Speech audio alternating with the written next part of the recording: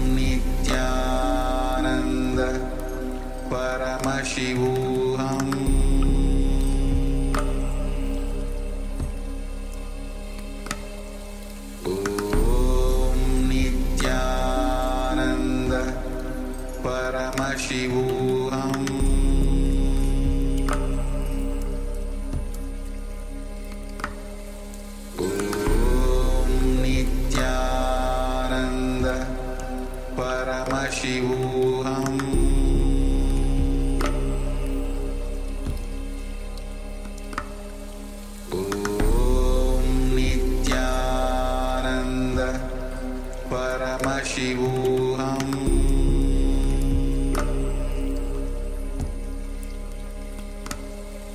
Om Nithyananda Paramashivoham.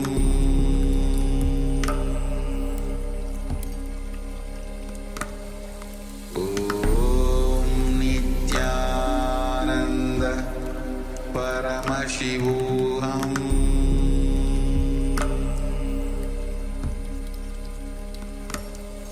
Om Nithyananda Paramashivoham.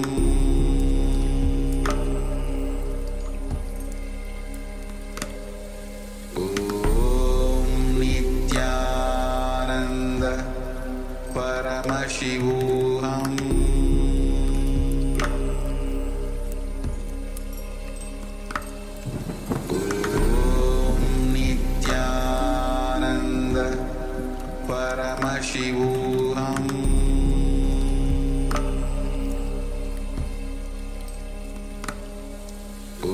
Om Nithyananda Paramashivoham.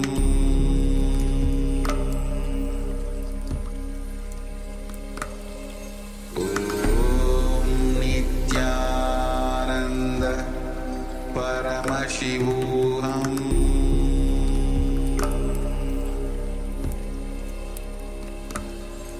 Om Nithyananda Paramashivoham.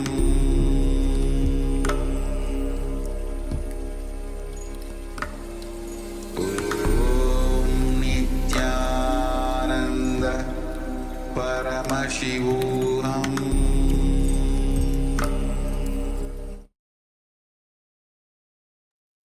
Yes, you can now relax. And take a moment to remove your eye bands. Let the light come back into your eyes just gently. And share with us what was revealed to you in your third eyes. What did Paramashiva reveal to you? And understand it's not always going to be a vision as such. It might be a vision, it can be a vision, that's not a problem. But be aware of everything that you are experiencing, because from the moment that you sit down with this intention to manifest, Paramashiva simply manifests through you. From the moment you connect to the divine, you don't lose that connection. It flows through you. The manifestation flows through you. So anything that you experience might be connected or is part of the power manifestation. So whatever you're experiencing, take all of that into account and share with us. Yes, so many of the participants who were here and going through that exercise, the power manifestation, all of us, let us take a quick moment and share everything while all the revelation is still fresh within us. Let's have a quick moment of sharing.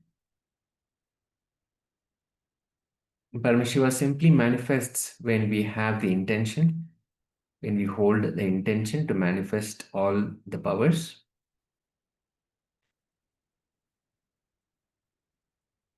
So do not ignore or neglect anything that happened during this period, as we just said. Just go ahead and share. It is Paramashiva who has revealed. So it is Paramashiva who is manifesting the powers.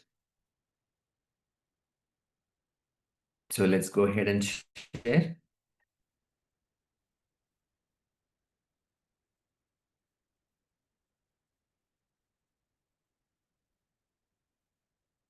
Just take a moment before we bring that image back on the screen.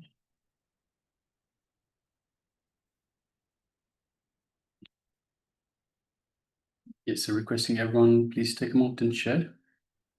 Meanwhile, yes, let's get ready and move on to the purification stage. So this is the image that we had displayed for you. So, yes, as you can see, it is the image of Paramashiva sitting by the ocean in a beautiful temple, and sitting with his 4 bhujas, the 4 shoulders, holding the damru, holding a blessing hand, and also his trishul. It's a powerful picture, and of course, Nandi is in front. And we have dark clouds, the blue sky, and water, and the ocean, and also what looks like a small hill that has been carved, maybe of rock. And of course, Nandi in front of the Shiva Murti, the deity of Paramashiva. Such a beautiful picture. And Paramashiva with Naga snakes around his body, which represent the awakening of the Kundalini Shakti, the potent energy inside all of us.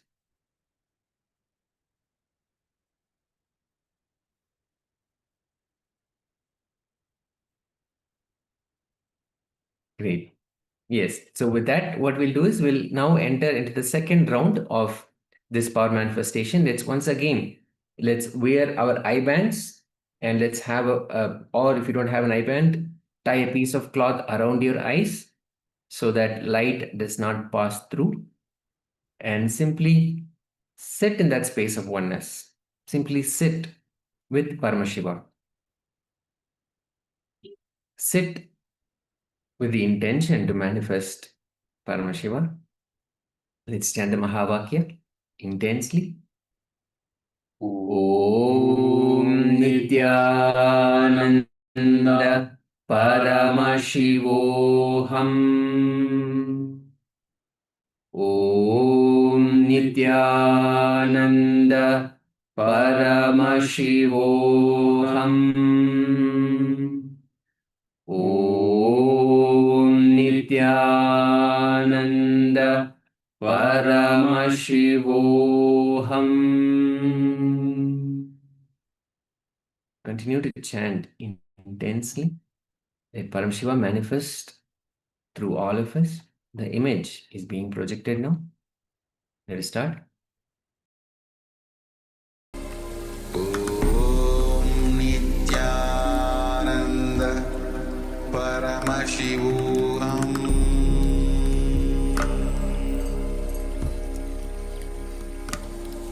Om Nithyananda Paramashivoham.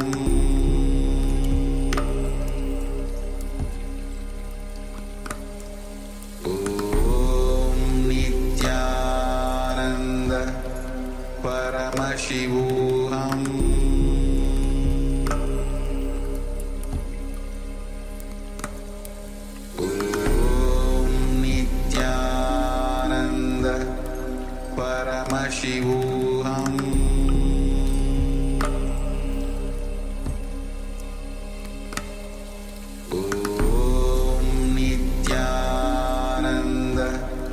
Paramashivoham.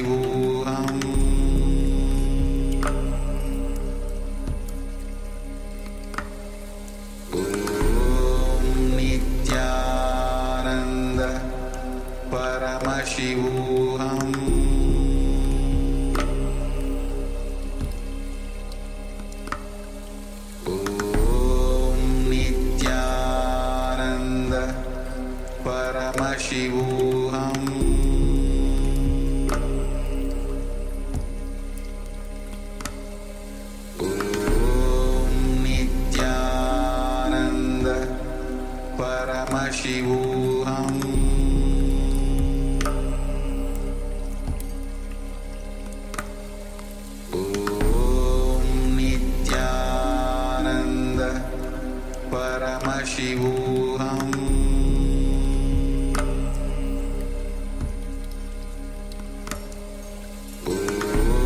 Om Nithyananda Paramashivoham.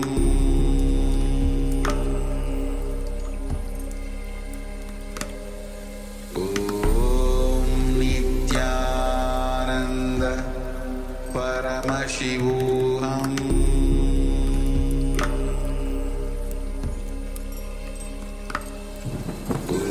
Om Nithyananda Paramashivoham.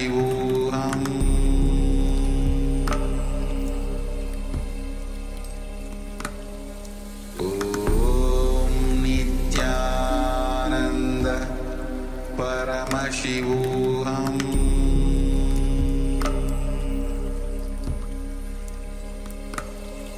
Om Nithyananda Paramashivoham.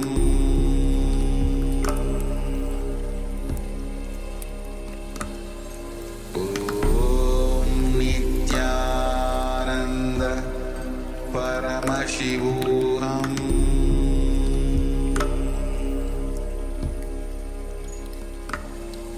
Om Nithyananda Paramashivoham.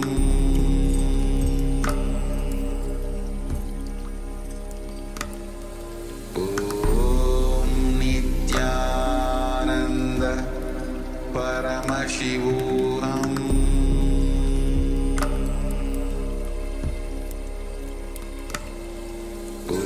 Om Nithyananda Paramashivoham.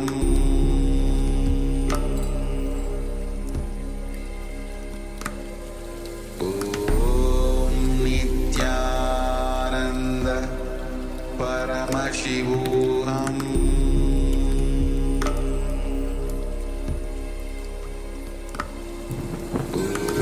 Om Nithyananda Paramashivoham.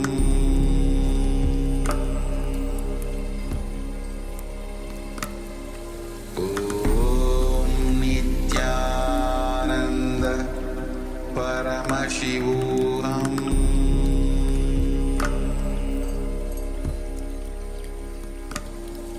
Om Nithyananda Paramashivoham.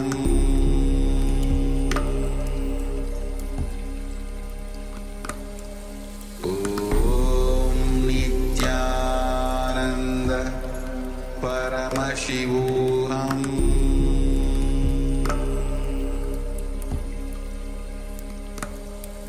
Om Nithyananda Paramashivoham.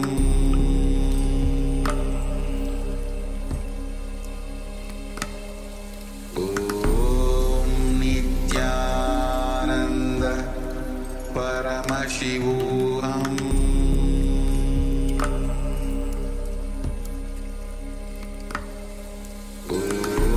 Om Nithyananda Paramashivoham.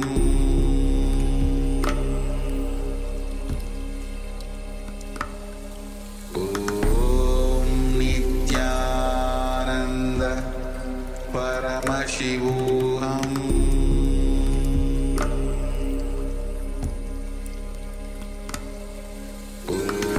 Om Nithyananda Paramashivoham. Om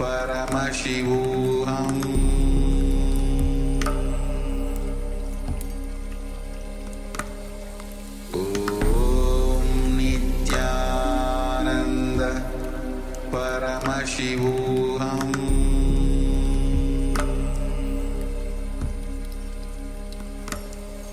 Om Nithyananda Paramashivoham.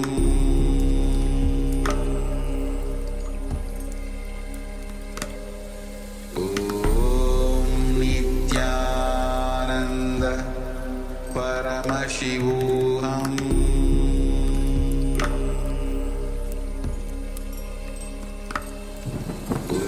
Om Nithyananda Paramashivoham.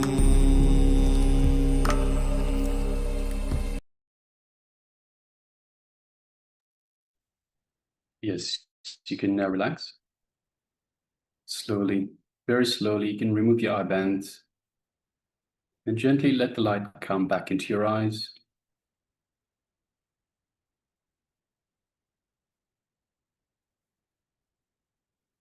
And once your eyes have readjusted for the lighting, take a moment to share with us what was revealed to you by Paramashiva in this second round of our manifestation.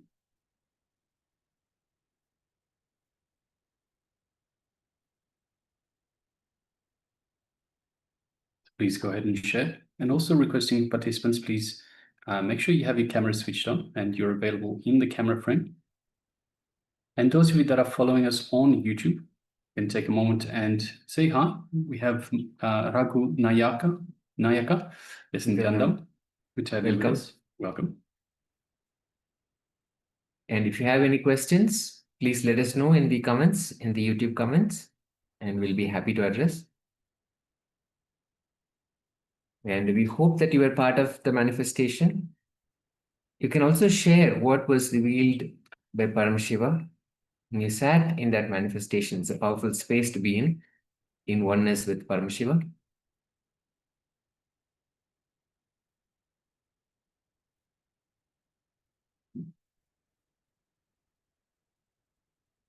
Yes, and we welcome everyone. I think we have just been joined by another participant named Tian Sume. Nithyanandam, welcome. Good to have you with us. So we are just in the power manifestation segment. So we have gone through the yoga. We have gone through the puja segment. We are now on the power manifestation segment. Before we go into the sessions as such, the day's program. Yes, Nithyananda, welcome. Good to have you with us.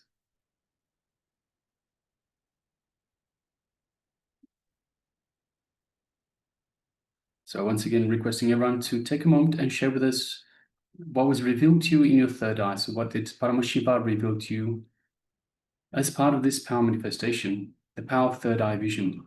So we displayed an image for you.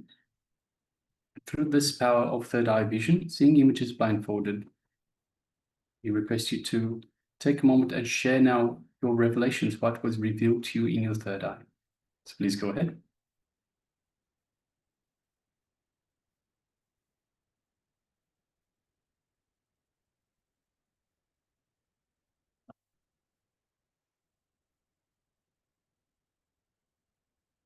Yes, we have Manistri Gunya who is sharing Swamiji present, blue waters and sand yellow, and hut with straw, and many oranges in the basket. Very sunny day and blue sky. Beautiful, Ma. Thank you so much for sharing the revelation from Paramashiva. Let's have a moment where we bring that image back on the screen and see what was being projected a while back.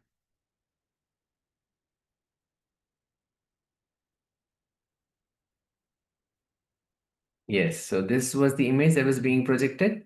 And as you can see, this is a puja, an offering being done to what looks like Ma Durga. And we can see Mahalakshmi, the deity of Mahalakshmi there, and likely Hanuman, who's the deity of Hanuman being covered by the bell that's standing in front. And then again, likely Guru Padakas. And a lamp, a lit lamp, a powerfully lit lamp, which has straight, the lamp is being lit, and the diya or the wick is actually perfectly straight and it's not wavering, it's just standing tall. And just going back to what Manistri Gunya had shared, blue waters and sand yellow and hut, this is probably maybe the temple space or the home temple space where we are seeing this. Oranges in the basket, that probably is part of this offering, because whenever we offer the puja, we offer fruits and any natural offerings as well. And a sunny day with the blue sky. Again, please understand that Paramashiva reveals more than what the two-dimensional image can project. The 2D image that we see here is only what our eyes can see. But when Paramashiva reveals through the third eye within our inner space, he reveals more, much more than what we see. The vision beyond the sight. So beautiful, Ma. Thank you. Thank you so much for sharing. And thank you for all the participants who are here and who are participating in this manifestation. It's a powerful space to be in. And with that, we'll now enter into the first session of the day. As we said, today we'll be receiving the darshan of the Supreme Pontiff of Hinduism manifesting as the Simhagna Murti. And we will start off with how to receive the Shiva Sutras, because today is all going to be about powerful cognitions from the Shiva Sutras. let's understand first what the Shiva Sutras are, and then we'll enter into a deeper cognitions revealed by the Shiva Sutras. The Shiva Sutras are techniques given by Paramashiva himself to Devi Paramashiva Shakti for her to experience the state, space, powers, being, and superconsciousness of Paramashiva. Now, let's understand that every book, every scripture has four parts. This applies to all books, all scriptures. There will be a Brahmana part, the Kshatriya part, the Vaishya part, and then the Shudra part. When the truth of the cosmos is told as it should be told, that is the Brahmana part. When the truth is adjusted maybe a little bit for the sake of creating greed in the reader's mind, that is part of the Vaishya. If the truth is compromised because of fear of unacceptance, because maybe there is fear that some people may not accept the truth as it is told, so the truth is compromised. That is the Kshatriya part. And in some books, there are unnecessary parts. They are the Shudra parts. Bhagavan Swamiji says the Shiva Sutra is the only book which does not have anything else except the Brahmana part. Straight truth, that's it, as it is and as it should be. There is no Vaishya, there is no Kshatriya, there is no Shudra parts in this scripture. There is no compromising arising out of fear or out of greed, nor are there any unnecessary words. So straight up as it is the Shiva Sutras. Paramashiva has made such a wonderful book that there is no need for any commentator. The Supreme Pontiff of Hinduism, Bhagavan Nithyananda Paramashivam, shares in his own words, I am not commenting, I am just repeating in English, that's all. Again he says, I am not commenting, I am not adding, I am not removing, I am just presenting it because it is originally presented in Sanskrit. So that's all Swamiji is saying that he is doing. So the Supreme Pontiff of Hinduism, Swamiji, is sharing in his own words. Paramashiva did not compromise on truths because he delivered it to Devi. Because both of them were in tune. So both Paramashiva and Devi, Paramashiva Shakti, were in tune. Both of them were fulfilled in the fulfilled state, in a blissful state.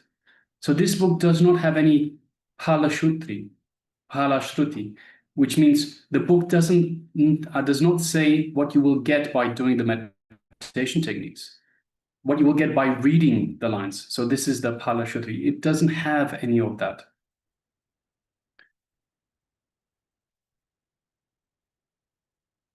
The essence itself, ageless truths, ageless wisdom, is the Sanatana Hindu Dharma.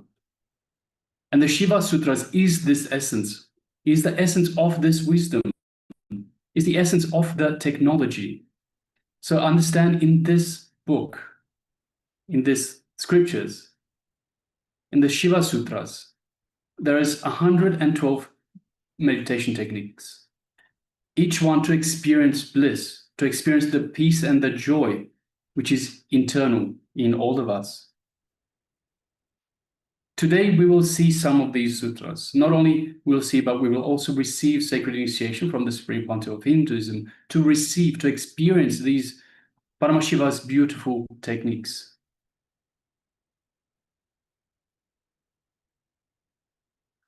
So let us understand the uniqueness of each sutra. Each and every meditation technique has the capacity and the Shakti to create a new sampradaya, a new religion. So in Sanatana Hindu Dharma, we had at least 10,000 sampradayas, spiritual traditions, keeping the enlightenment science alive. Each Hindu sampradaya is a spiritual ecosystem created for keeping this enlightenment science alive. So understand, some may be Shakta, some may be yoga, some may be Vedanta, some may be Tantra, some may be Shakta Vedanta, some may be Shaiva Tantra, some may be Yoga Vedanta, some may be Yoga Shaiva, some may be Vaidika Shaiva, all kinds of permutations and combinations. Each temple, each mat, each monastery, each adinam, each Vedapatasala, each sannyasa sampradaya is a spiritual ecosystem created to keep this enlightenment science alive of that sampradaya. The Shiva Sutras has caused a breakthrough for human consciousness. The Shiva Sutras themselves are a complete completion.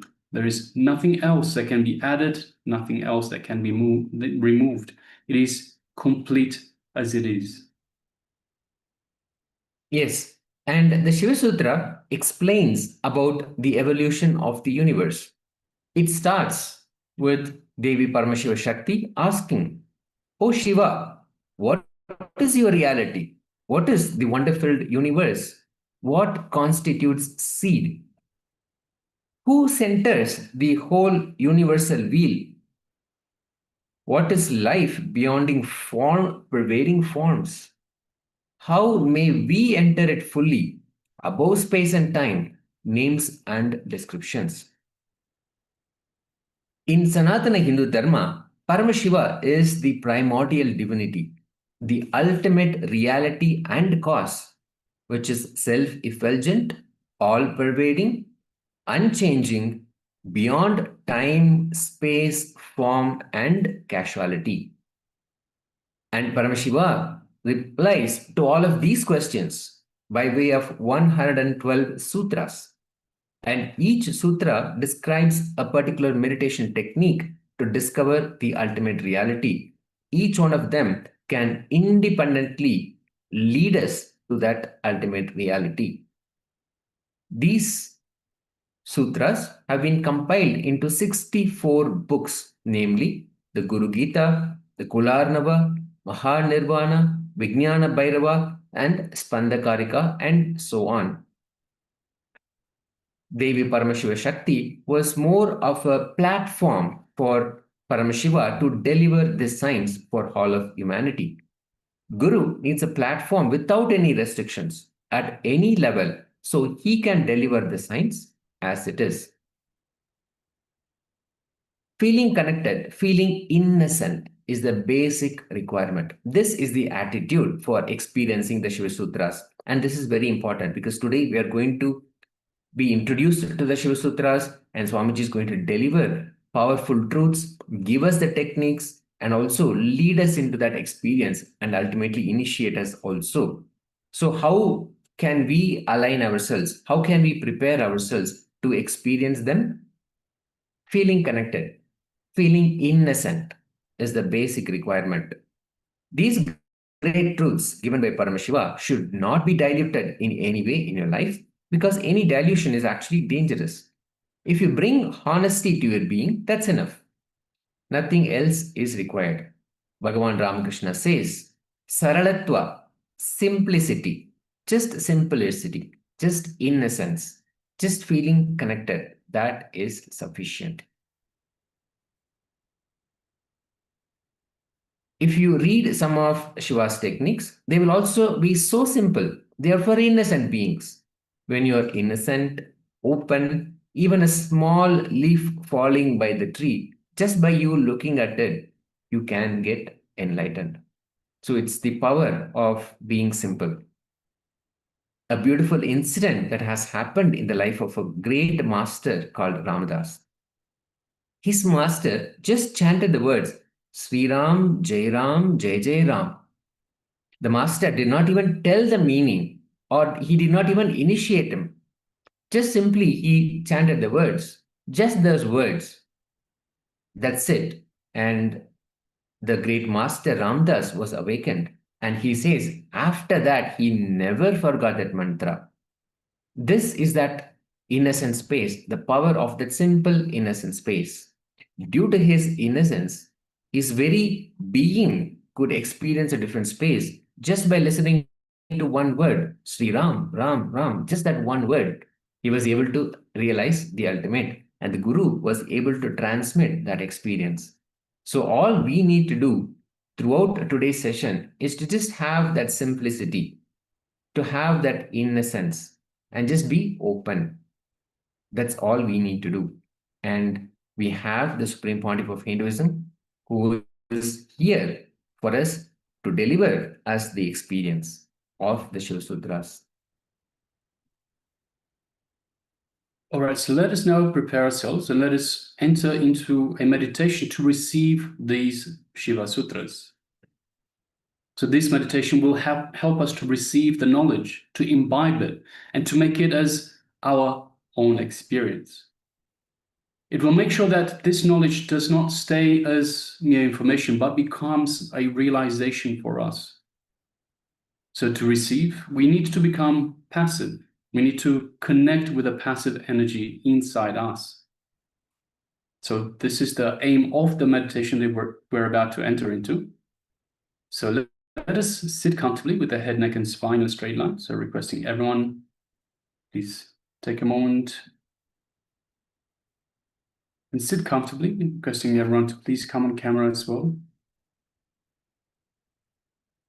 As we're just joined by Margaret Swarupa Nithyananda Ma, good to have you with us.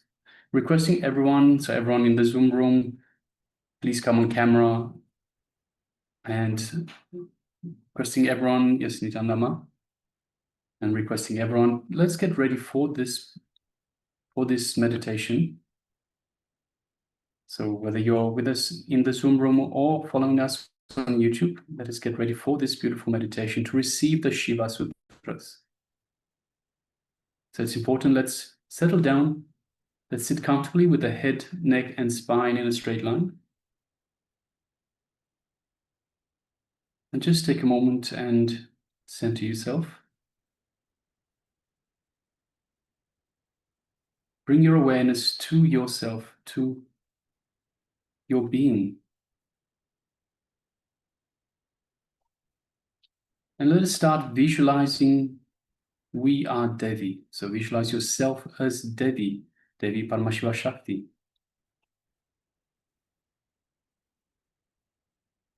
Visualize yourself in every aspect that you are Devi.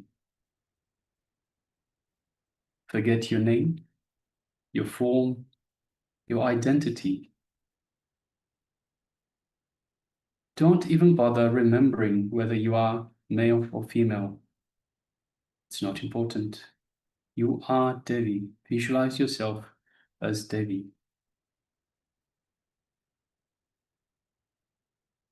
Visualize fully, experience fully that you have become Devi Paramashiva Shakti in every aspect.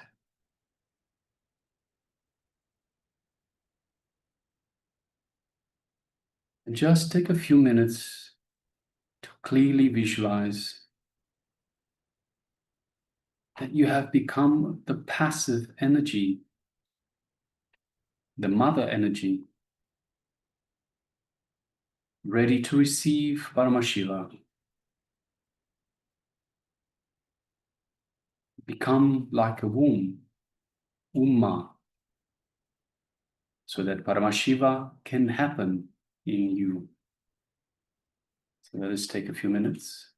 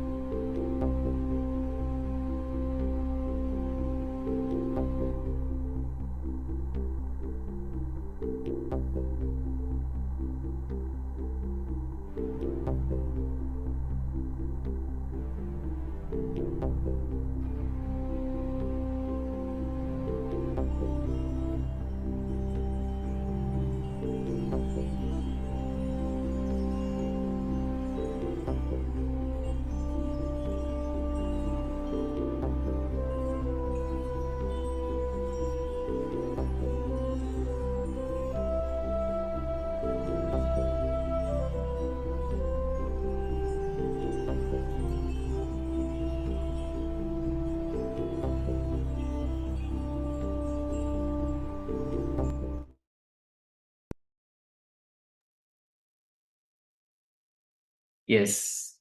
Let us slowly relax.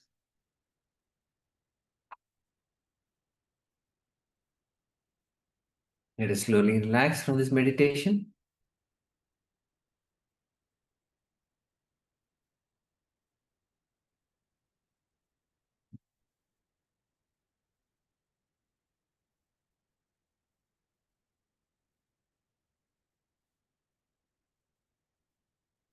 Yes. Now we'll enter into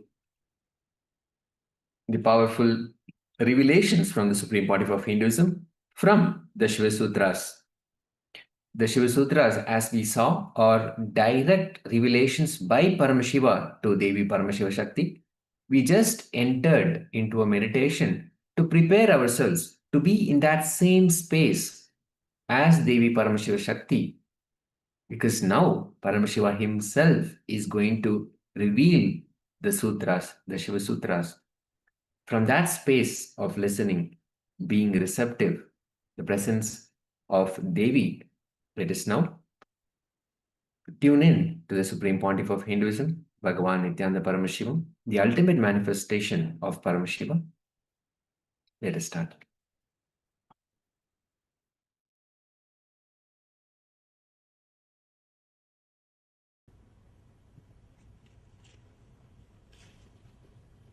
Before entering into the sutra, just few understandings, few words about the scripture, Shiva Sutra. This book is not even just a manual for enlightenment. It is a manual to create spiritual traditions. The technique which we are going to enter today is the base of whole Buddhist tradition. Each technique, each meditation technique which is described in this book is a base for one religious tradition, one spiritual philosophy. Out of this one meditation technique, whole Buddhist tradition is born. Fortunately, this book is older. That is why we are able to say from this book it started.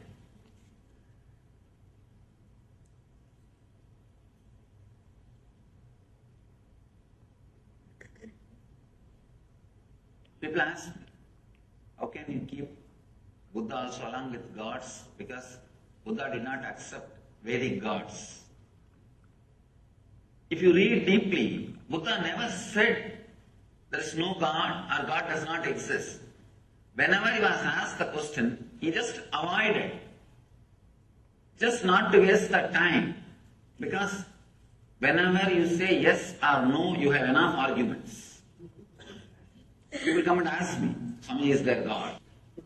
Atheism with a decent, cultured, responsible is straight path to enlightenment. There are many masters who led people to enlightenment through atheism. Very rational, logical, responsible. There are many masters who never accepted God but led people towards godliness. People ask me, is there God? I tell them God is not the thing to argue by saying yes or no. The moment I say yes, I'll have 1,000 more questions. The moment I say no, again 1,000 more questions. Both are not going to help you. Neither yes nor no is going to help you. Just give a technique through which he will realize. He himself will achieve the truth. Buddha did the same job. He never said yes, never said no. He just gave the method. He just gave the technique. And led people to achieve the enlightenment, achieve the truth. In a very beautiful way, without accepting the authority of the Veda, he contributed to Vedic tradition. See, there will always be 50% of the people saying no for everything. See, when you say no, it feels very juicy. Saying no is really very juicy. That is why, kids, why do you think constantly kids say no for anything and everything? Because it gives them the feeling that they are grown up now. Only when you say no, you feel you have freedom. There is something called positive freedom. Freedom of acceptance and saying yes, the ultimate freedom. But unfortunately, neither we are taught about it, nor we experienced it. I can tell you actually, this moment you can liberate yourself. All you need to do is accept you as you are in the outer world and the inner world. Suddenly you will see you are unclutched. You are clutched by only one thread, non-acceptance. Sutre Maniganaiva, Krishna says, I am the thread running through the whole existence. There is one thread in you which is running through the whole suffering of your life, non-acceptance. Just like a Lord is the thread. Krishna is the thread running, connecting the whole existence. Your non-acceptance is the thread running and connecting your whole sufferings. What you call as samsara roga, bhava roga, suffering of disease. This one moment, a simple acceptance. People ask me, I'm not able to accept that I'm not able to accept me, Swami. I tell them already, at least accept that you are not able to accept you. That's all. Even that is an acceptance. Even that acceptance can suddenly unclutch you. There is no need for thought flowing in you. There were one group of people who are very simple, who are able to straight away connect and accept and realize the truth. For that group, the Vedic tradition was helping. But slowly, unfortunately, a kind of a negative wave or negative group started developing because the spiritual techniques and the transmission of the spiritual enlightenment was not happening at one point. Transmission of enlightenment was not happening. So the antagonistic crowd, the crowd which started saying no to everything. If you say no logically, there won't be any problem. Saying no, just, I don't want, just for the sake of feeling strong.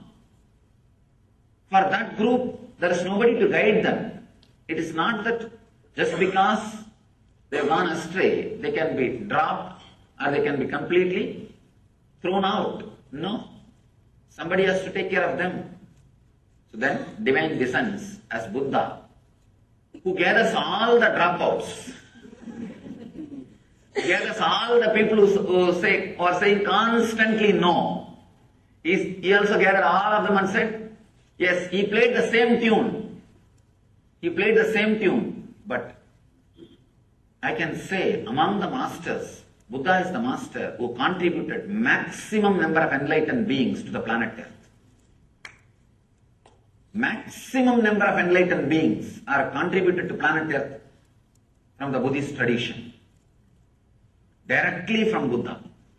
When he was alive, fortunately he was in the body for more than, you can say 80 years. He became enlightened around 40. 40 years enlightened public mission. He created at least 10,000 enlightened beings. I think even now, it's a achievement. I don't think anybody else has done much more than that. He contributed so much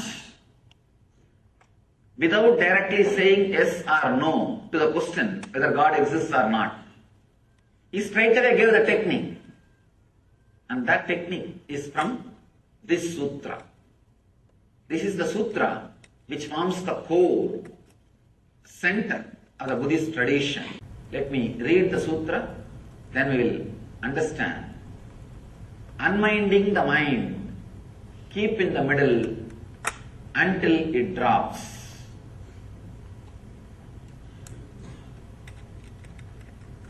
A very big problem with Shiva Sutras is it is too simple. It's too simple. Only an integrated person will be able to use these techniques. These are like a fire. Only a person who is ready will straight away explode by the touch of the fire, by the touch of the Shiva Sutra. There's a beautiful Upanishad story. One disciple goes to the master and asks, Master, give me enlightenment. Just master repeats, Tattvamasi Svedakedo Tattvamasi, Tattvamasi Svedakedo Tattvamasi, that art thou, that art thou. 9 times he repeats and the disciple is enlightened. Story ends. Not 9 times, I don't know how many times I have to repeat. Why it is not happening? The reason is the Svedaketu was fully integrated, burning to receive the truth. That's a beautiful example Ramakrishna gives. The mother pearl will be waiting for the rainwater. The mother pearl makes the pearl with the rainwater. When the rainwater falls, he just carries the rainwater into his womb and goes down into the ocean. And whatever process he does on the rainwater only becomes a pearl. So just like mother pearl waiting with a wide open mouth on the ocean above the water, she will be just waiting for the rainwater. She cannot take the salt water and make pearl. She needs pure rainwater. The moment one drop rainwater falls on the pearl, mother pearl, immediately she will go into the ocean, deepest layer, and she will start doing the process. She will come out with the pearl. Only a person who is seeking intensely like a mother pearl for the initiation, waiting with open being. The moment master utters some words, those words straight away enters into him and he carries that word, goes and sits inside his inner space, starts doing the process, comes out with the pearl of enlightenment, opens himself with the pearl of enlightenment. Only that intense seeker, even few words are enough. Even few words are enough. You will see suddenly the being blossoming, expanding and expressing itself. It's a simple word, just like Tattvamasi.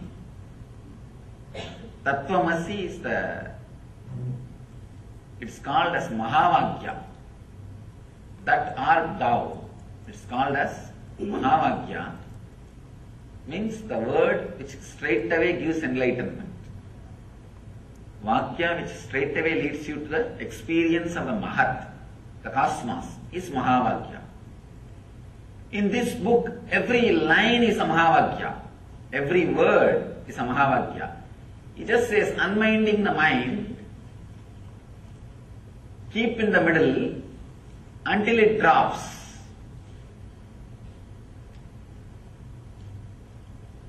Buddha calls it as a Madhya Pantha, middle path.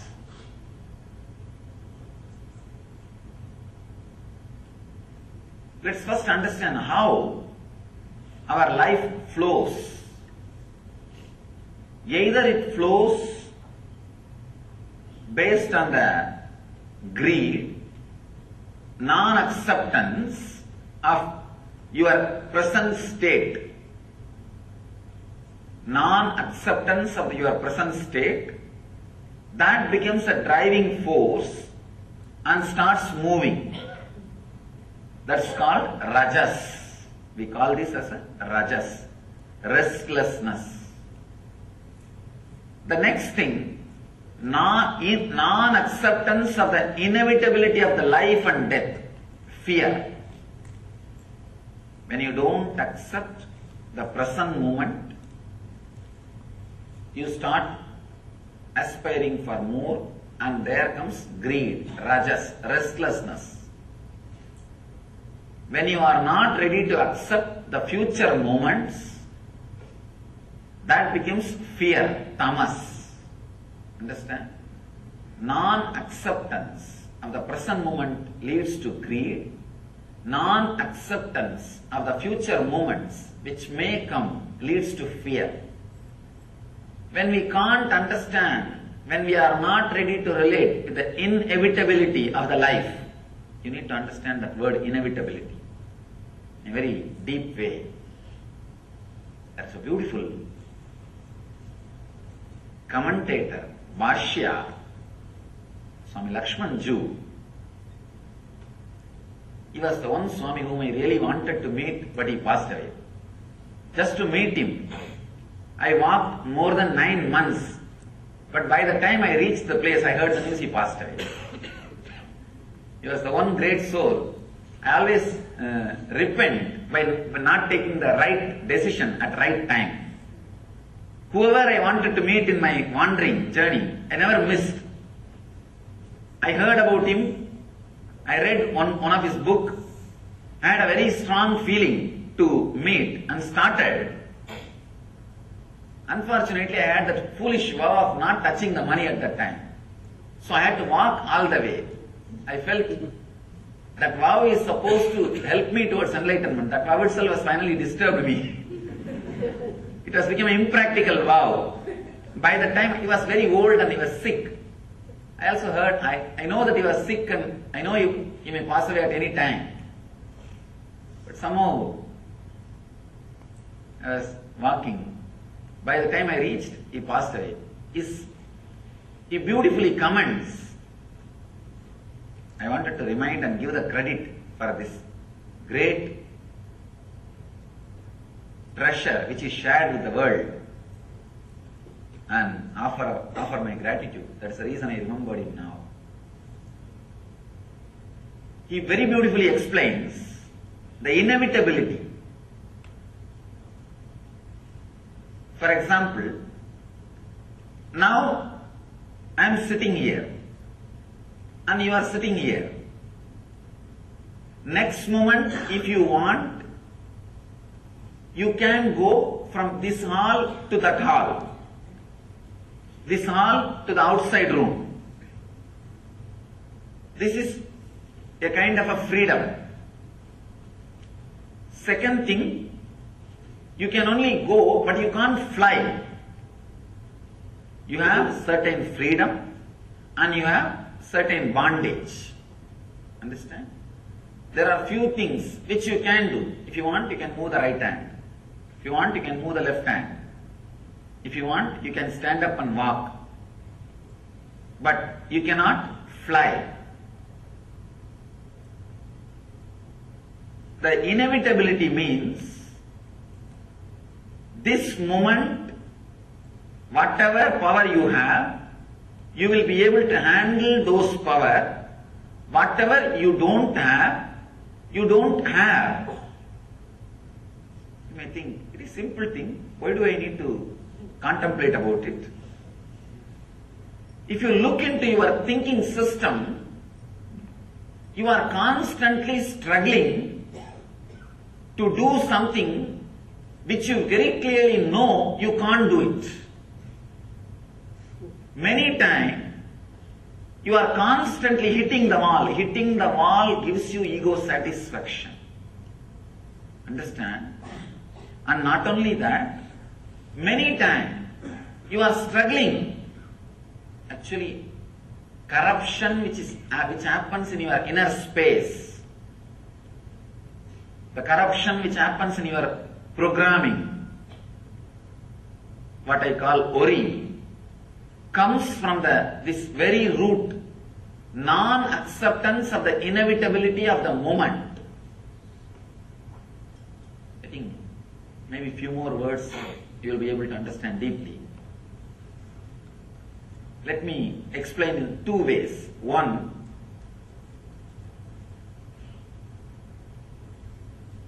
now, next moment if you want, you can go out or you can stand or you can be here. But this moment, you are already here.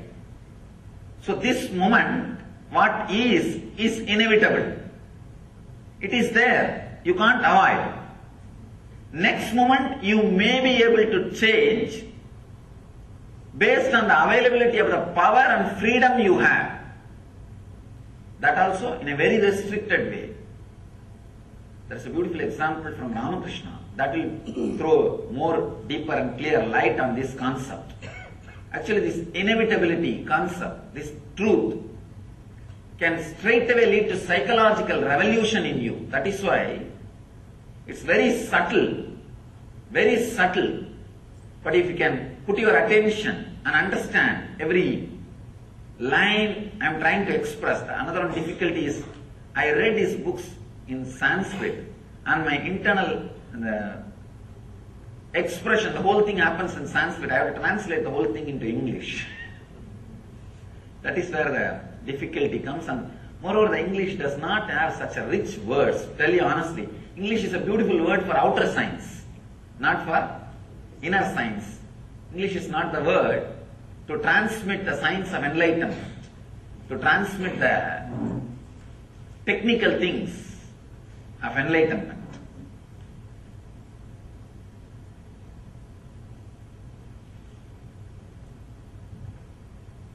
Somebody asked Ramakrishna, is everything in the life is a fate or individual freedom?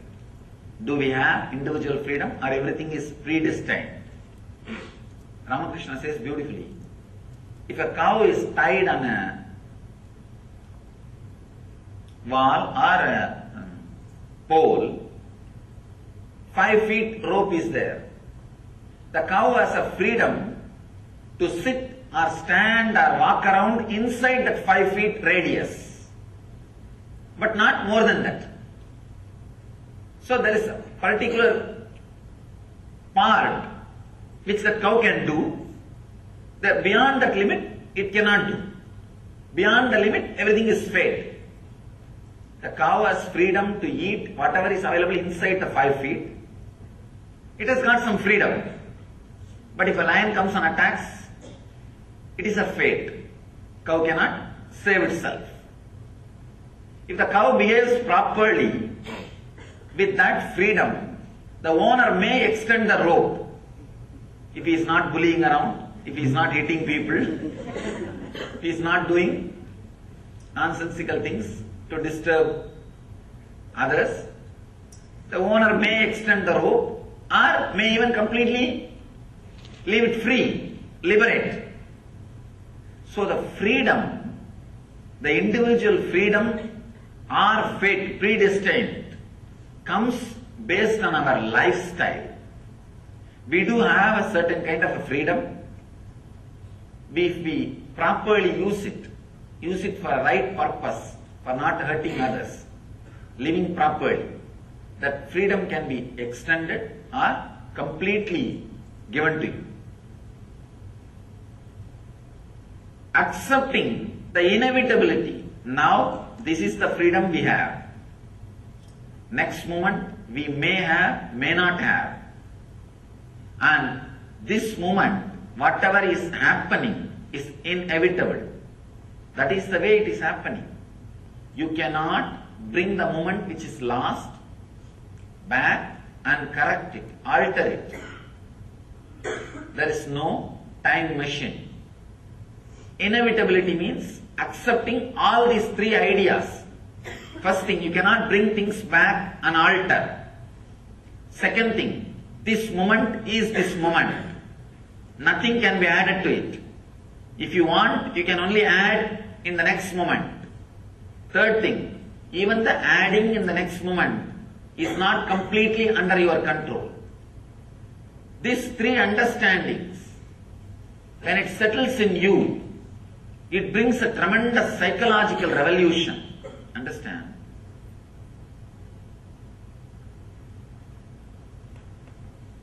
the basic thing needed for enlightenment is psychological revolution.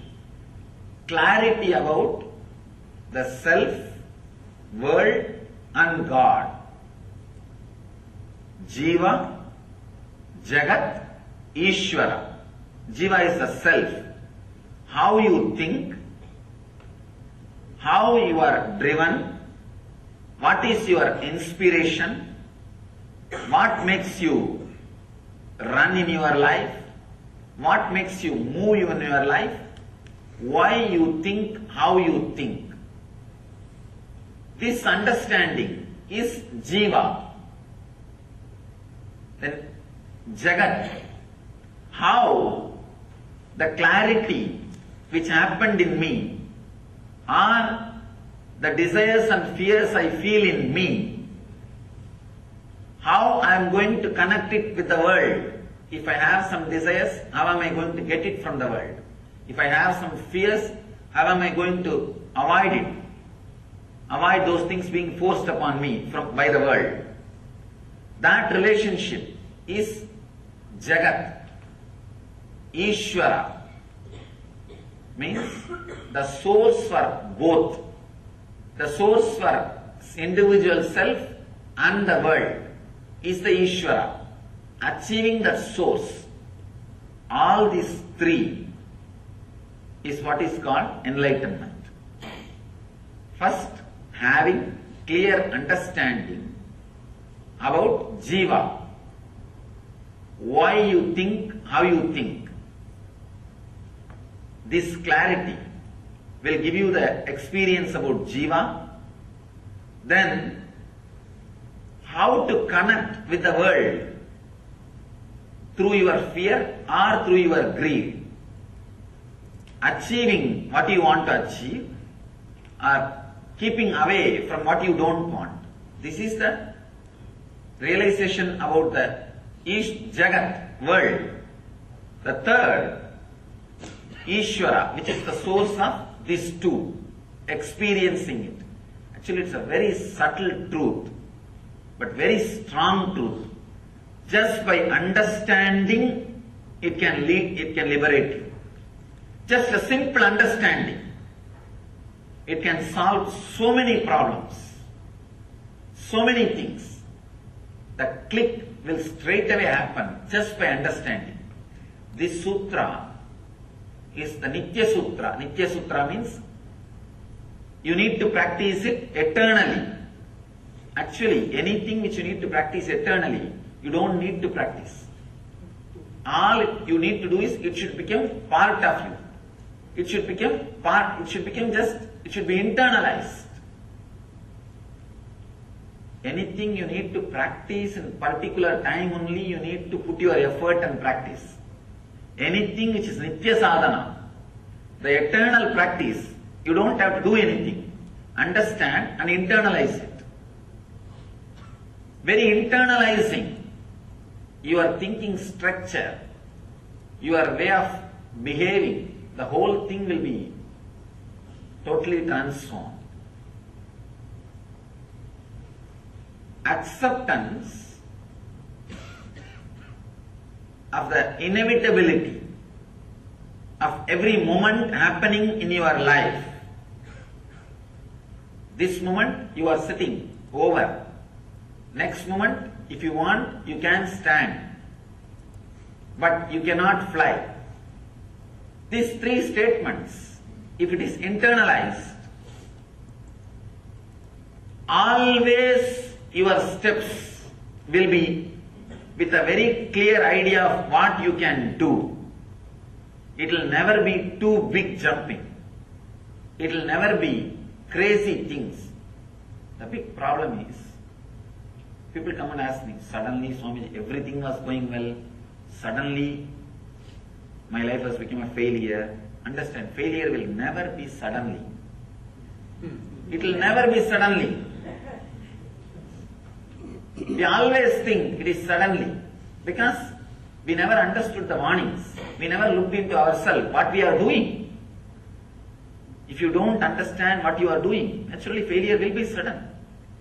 Understand, in the planet Earth, created by God. Only miracles happen, never accidents happen. Problem is, when you don't have understanding and clarity, even miracles look like accidents. Miracles and accidents, actually both are same, which is not understandable by logic, which is not definable by your logic. Based on how you face it, you call it as a miracle or accident. If the same thing happens to your neighbor, it is considered as accident. If it happens to you, it is a miracle. That's all, nothing else. How you face it, how you face it, how you see it.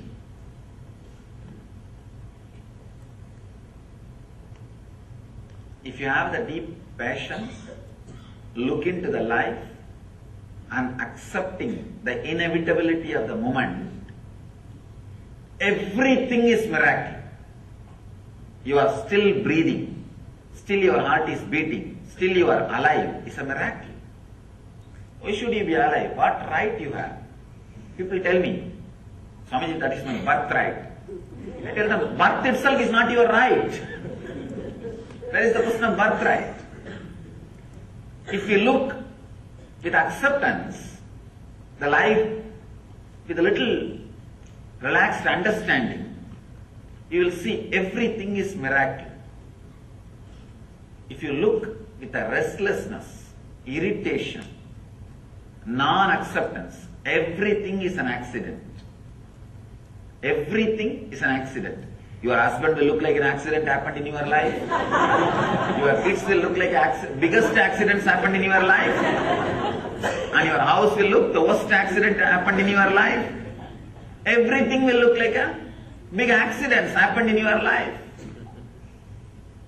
Actually, all you need is a simple psychological revolution happening inside your system. Just this one idea. Acceptance and realizing the inevitability of the moment. See, inevitability of the moment you don't need to accept. Whether you accept or not, it is going to be that way, that's all. If you are intelligent enough, enjoy. Otherwise, it's okay. That's all. There's nothing else. You cannot do anything about it. Whether life is an accident or miracle depends on you. That is why the Upanishad says the person who is initiated, the initiated person, for him whole world is heaven. Amritasya, immortal heaven. The person is uninitiated. See, understand the word initiation. It means not that doing some ceremony or ritual. Initiation means the click happening in you. When a master expresses the truth, the realization, if the click happens in you, if suddenly you feel, oh God, right, what he says is right. I was always thinking this. He put it in the right way. If you feel, whatever I am speaking, always you thought about it, but I am verbalizing it. I am properly putting it in word. Initiation has happened. That is the scale, whether initiation has happened or not. If the initiation happens, the whole world is heaven. If the initiation is not happening, then the whole world is hell. All you need to understand is this two quality. When you do not accept this moment, starts the greed. When you do not accept the moments which may come, there starts fear. Out of greed, the quality of rajas gets added into your system. Out of fear, the quality of tamas gets added into your system. All you need to understand, the more and more time you spend in the middle path means accepting the inevitability and accepting your present moment, accepting you as you are now, understanding the inevitability of the life which may happen in you, happen for you. When you have these two understanding, that is what we call sattva. Means relaxed, restful middle path. Neither you are driven by the non-acceptance of the present moment, nor you are driven by the non-acceptance of the future moments. Non-acceptance of the present moment and future moment are the root of rajas and tamas, restlessness and fear, restlessness and inertia. This simple understanding, this psychological revolution, actually, the moment initiation happens in you, every word which comes out of the master rings bell in your heart, and that becomes a strong, clear programming in you. Programming your life based on the Vedic knowledge. Even the Vedic knowledge seems to be too small word. The right word is the true knowledge. Actually, Vedic knowledge is true knowledge. But in course of time, people have started thinking Vedic knowledge is something like a branding. No. All of us need to understand the word Veda. Veda means the knowledge which comes out of your inner space when you are unclutched. When you are unclutched and relaxed, whatever research and development happens automatically inside you without you contributing or you interfering. That is Veda. If you just keep quiet, Veda will happen in you. That's all is the basic truth. When you unclutch and rest in silence, relax in silence, a strong visualizations without verbalizations will happen in you. Those truths are only called Vedas. There is a beautiful description about who is Rishi in Sanskrit. Mantra drashta is Rishi. Understand? Not the person who heard the mantra, but the person who sees the mantra. Mantra drashta.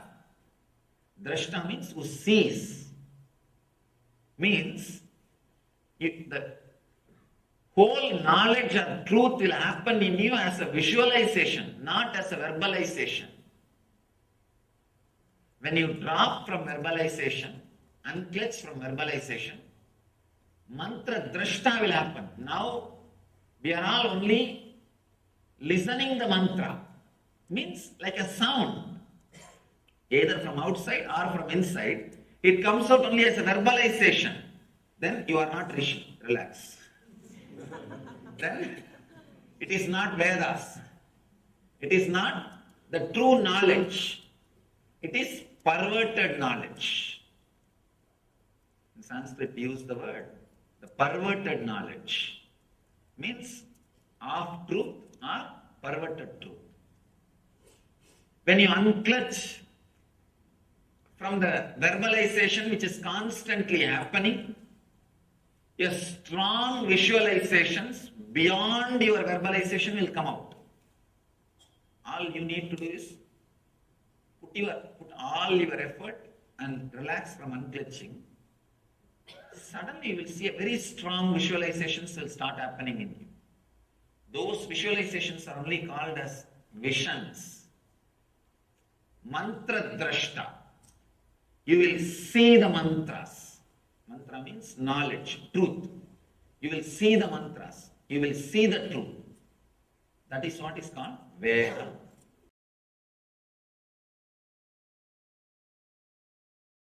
Please sit straight. Sit in a very relaxed way. Very consciously, with a strong decision, intensely create an intention that you are accepting you as you are in the outer world and in the inner world, this moment. Tell yourself, I have enough in the outer world, nice things. I have enough of good qualities in the inner world, nice things. I am accepting myself completely. No need to develop myself in the outer world or in the inner world. If I have ego, that is okay. If I have guilt, that is okay. If I have fear, that is okay. If I have greed, that is okay. Whatever you have been told that you have, it's okay. Accept. Right or wrong. Decide consciously, I accept. Please close your eyes and sit in a very relaxed way without moving the body. Body movements will create thoughts. So if your body is stable without movement, it can take you to the deeper silence.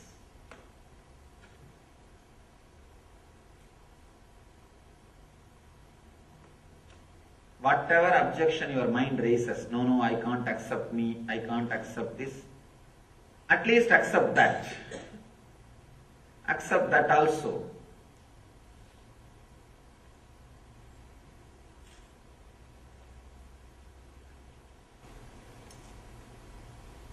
Accept the present moment. Accept all the future moments. Whatever your mind thinks as the worst thing can happen to your life, accept even those moments. If it happens, you cannot avoid. It is inevitable. Understand the inevitability and accept it.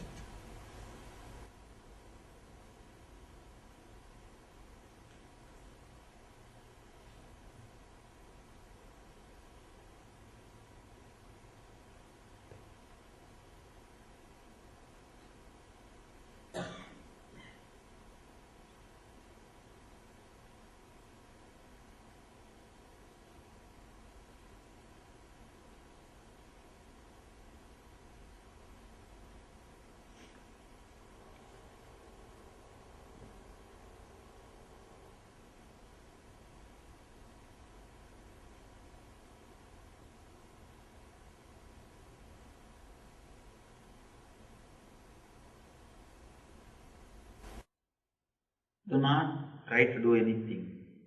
There is no need to repeat any mantra. Just sit with this acceptance. Automatically you will see your breathing flows with the deep sound of that hum sound. Just you become silent. You will hear that mantra which is getting repeated constantly, continuously in you.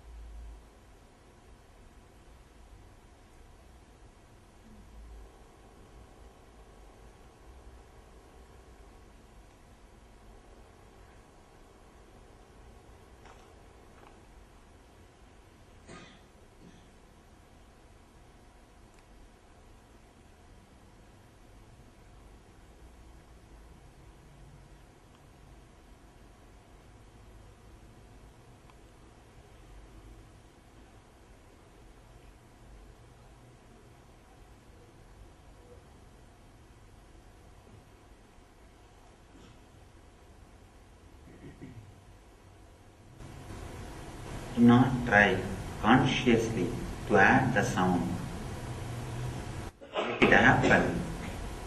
You just be silent, carrying this deep understanding of acceptance in your being. Let the tamas and rajas be balanced. Let you be in sattva.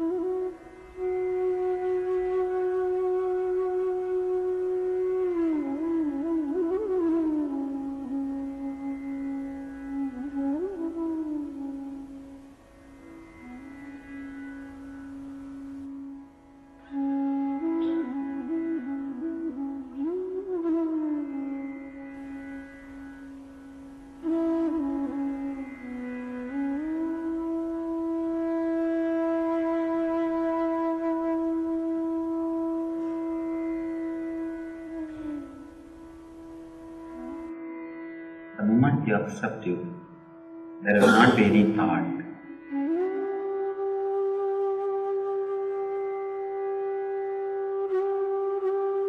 Whatever you saw and heard from the outer world, drop it and accept it.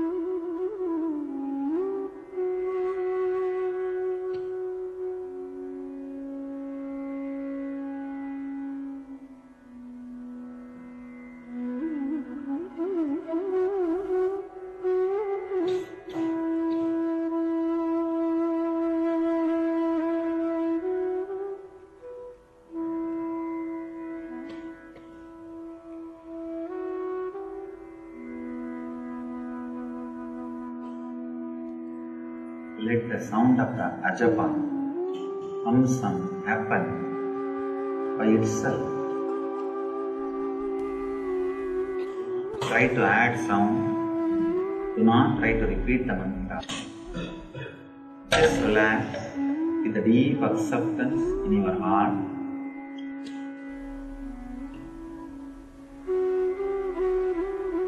Let the mantra happen in you.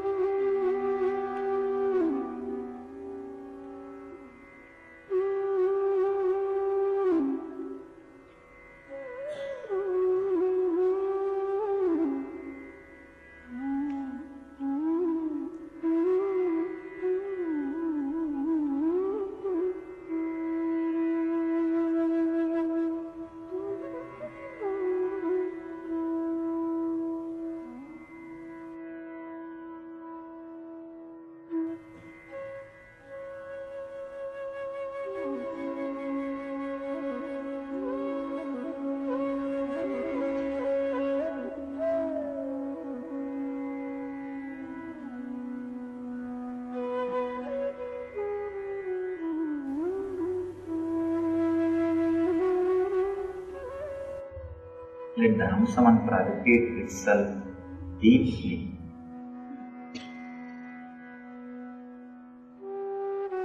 You lost the connection, come back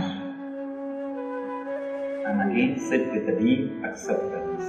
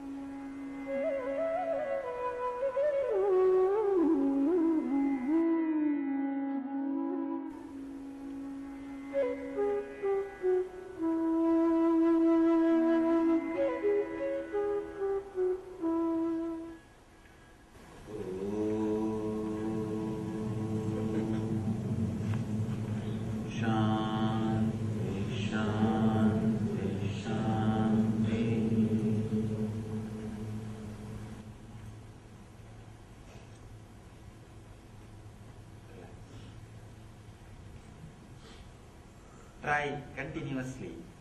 Actually, this technique is not supposed to be done in a particular time. Continuously, whenever you feel that rajas is happening, come back. Even otherwise, come back and be in that middle path, madhyapanta, in the sattva.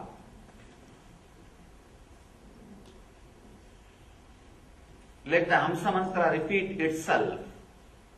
Because you are talking constantly inside yourself, the Hamsa mantra is never heard by you. If you relax from talking, inner chattering, by the acceptance, the Hamsa mantra will be heard by you. Again and again come back and be in the Hamsa mantra, ajapa japa, the middle path, the sattva, center. Suddenly you will see, as I was telling, this brahmachari's counter. First day you may need 100 times to come back. Within few weeks it will become 10 times. Within 3 months you will see. You don't need to come back at all. Constantly the ajapa, the Hamsa mantra is happening in you. You are centered in sattva, but you are able to do all your activity. Your profession, your business, your relationships, your life, and you will be able to manage everything, but you are centered on ajapa, you are centered on sattva. That is what I call living enlightenment. That is what I call Jivan Mukti. Means even while you are living, you are liberated. Because of you are centered on the sattva, you will have a clear understanding about the jiva, means the self. You will have a clear understanding on way to relate with the jagat, the world. Because of these two clarity, naturally you will fall into the source, which is Ishvara, God. The person who has realized Jiveshwara Jagat, the person who can play with all these three and enjoy, is the enlightened being. So understand and carry this acceptance and the truth in your heart, and let this ajapa japa, the Amsa mantra, repeat itself in your inner space, and let you live enlightenment. Let you all achieve and radiate the eternal bliss. Nithyananda. Thank you. Established since 2002 in the United States of America, the United Ancient Nations is an intergovernmental organization currently made up of 160 plus members and indigenous nations. The UAN and its work are guided by the purposes and principles contained in its founding charter. The UAN is a manifestation of the profound connection amongst indigenous peoples across the world, including African, Andean, American, European, Caribbean, Oceanic, and Asian regions, rooted in shared wisdom, sustainable practices, and deep reverence for the earth. The United Ancient Nations serves as an international cultural and diplomatic organization focused on uniting indigenous cultures globally. Our governance structure is council-based without territorial claims, led by a collective leadership through our General Secretariat. As a non-state entity with UN-style advocacy, we focus on several key areas: cultural and digital heritage preservation, indigenous diplomacy, revival of indigenous knowledge systems to solve humanity's problems, global peace, environmental preservation, health and wellness, sustained economic development, indigenous and cultural tourism. While the UAN represents numerous indigenous cultures, the United States of Kailasa serves as the first indigenous nation specifically for Hindus. Kailasa's mission is focused on the revival of the ancient enlightened Sanatana Hindu civilization with a formal governance structure including a head of state, ministers, and ambassadors. Under the leadership of SPH, Supreme Pontiff of Hinduism, Bhagavan Nithyananda Paramashivam, Kailasa has achieved recognition as a sovereign subject of international law, possessing distinctive attributes of juridical statehood. The United States of Kailasa is the main sponsor of the proposed UAN headquarters. This initiative would bring forth an estimated $100 million in revenue for the host country through summits, conferences, tourism, and development projects. The proposed UAN headquarters would represent the world's indigenous nations and peoples through its architectural design. It would blend the best of all worlds, featuring top modern architecture, the highest green building standards, and ancient Vastu architectural principles. This headquarters would serve as a central hub for indigenous diplomacy, cultural preservation, and collaborative efforts towards sustainable development and global peace. Through this initiative, we aim to create a dignified platform for indigenous leadership rooted in ancestral wisdom, cultural legitimacy, and collaborative innovation, enhancing global dialogue and regional stability. The establishment of the UAN headquarters would position a host country at the forefront of a global movement promoting indigenous wisdom while creating significant economic opportunities for the nation and its people.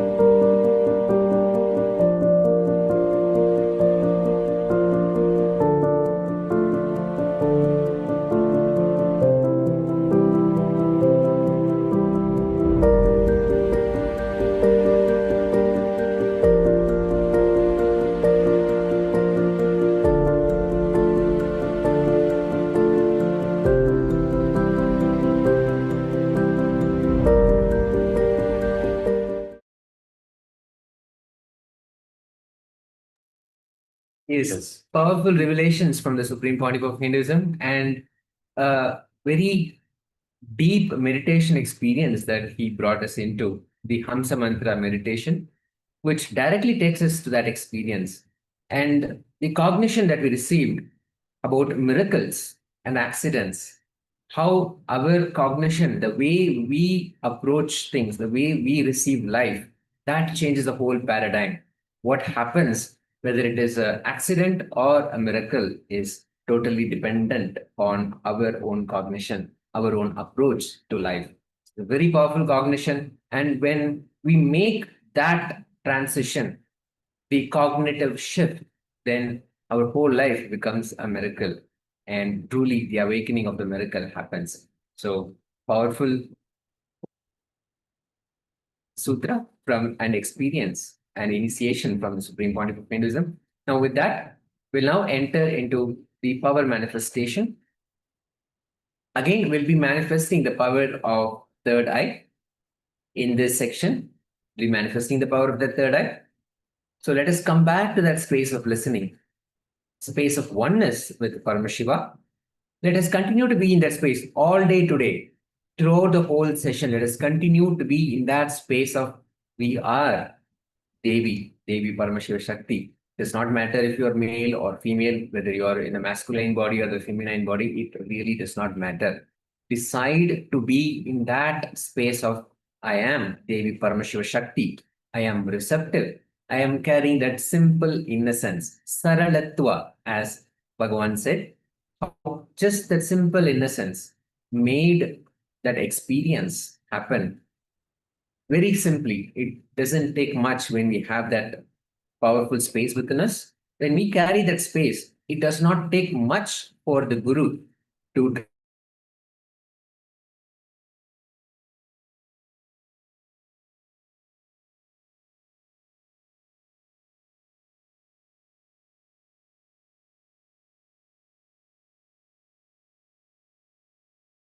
of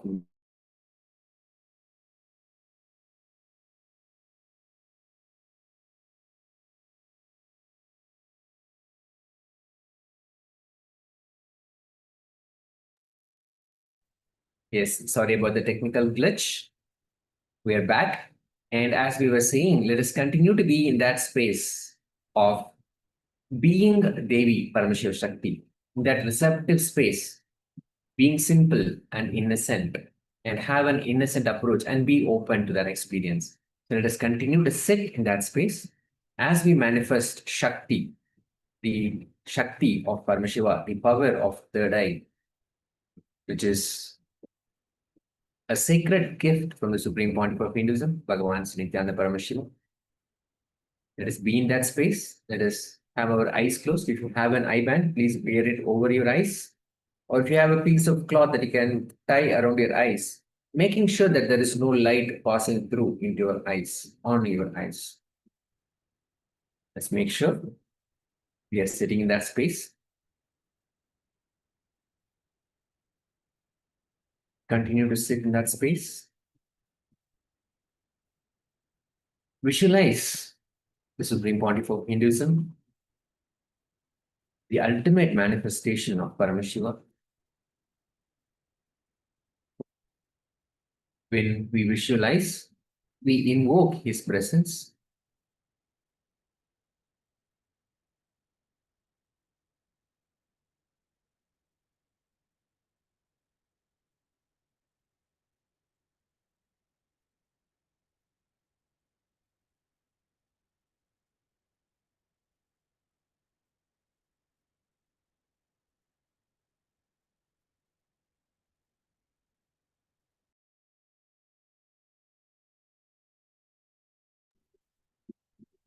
So continue to be in that space of oneness with Paramashiva. Sit comfortably, having your eyes closed.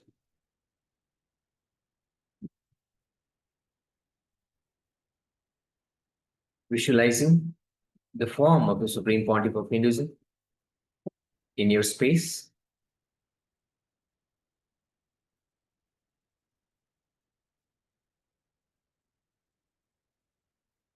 Visualize his form and invoke his presence in your inner space.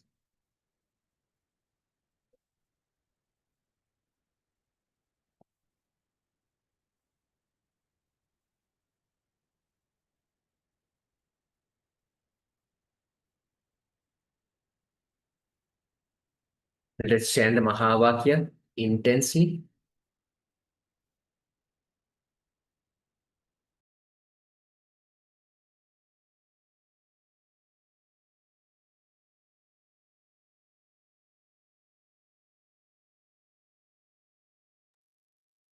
So in this, our manifestation, we are going to receive a solution for something that you are facing. A problem that you are facing, an issue that you are facing, a question, a quest, whatever that may be, that you feel that you are not able to solve all by yourself, but it's there in your life. It could be anything. It could be related to wealth or health, your own health, your relationship with others, or something much deeper in a spiritual sense, your connection with the divine or your own enlightenment, whatever that may be. A quest or a question, a problem that you're facing. Now, we are going to ask Paramashiva to reveal the solution to that problem. Let Paramashiva manifest through all of us and reveal the solution. Hold the intention within yourself to have the problem solved, the solution revealed by Paramashiva. Let's chant the Mahavakya intensely. Om Nithyananda Paramashivoham. Om Nithyananda Paramashivoham. Om Nithyananda Paramashivoham.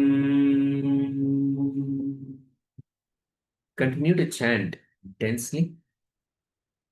Let Paramashiva manifest the power of third eye, the power of third eye solution to all of us, and reveal solutions to any problem, any issue, any quest, any question that we place in front of him. Let us continue to chant the Mahavakya intensely. Let us start.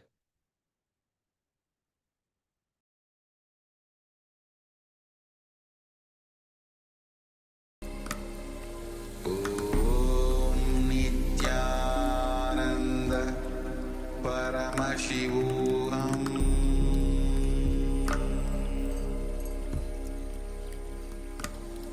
Om Nithyananda Paramashivoham.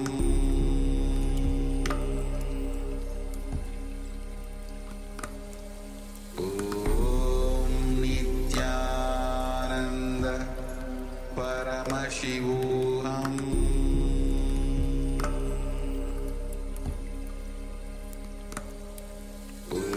Om Nithyananda Paramashivoham. Om Nithyananda Paramashivoham.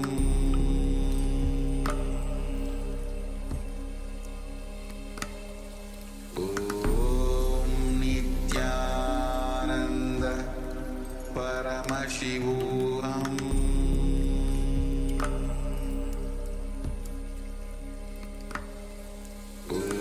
Om Nithyananda Paramashivoham. Om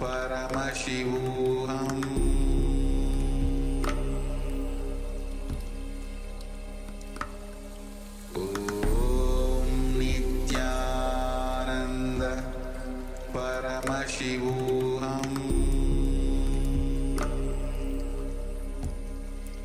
Paramashivoham.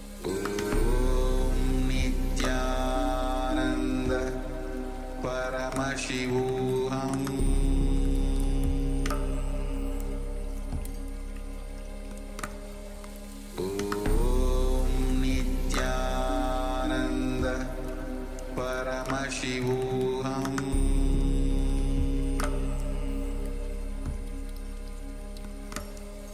Om Nithyananda Paramashivoham.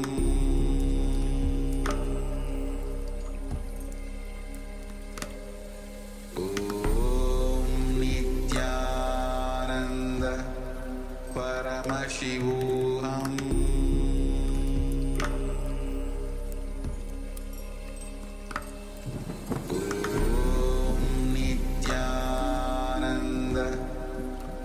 Paramashivoham.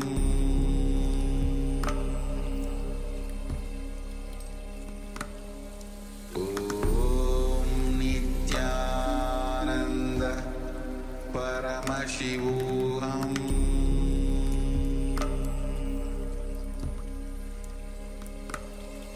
Om Nithyananda Paramashivoham.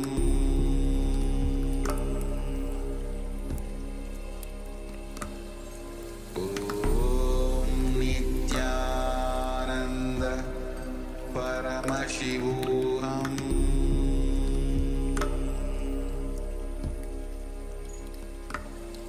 Om Nithyananda Paramashivoham. Om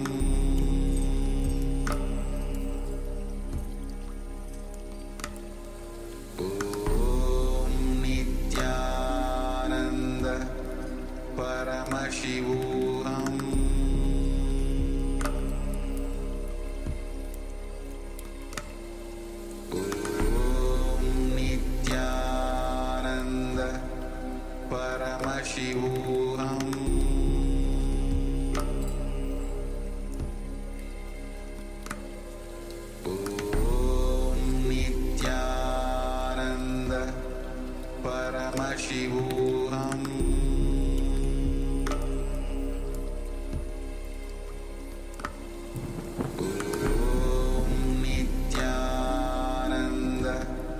Paramashivoham. Om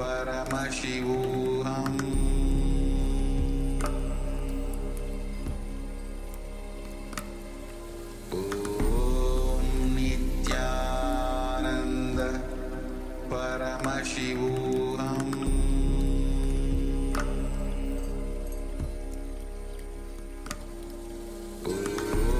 Om Nithyananda Paramashivoham.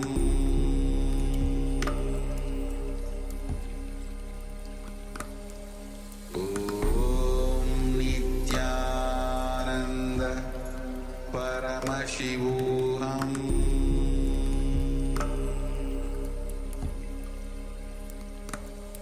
Om Nithyananda Paramashivoham.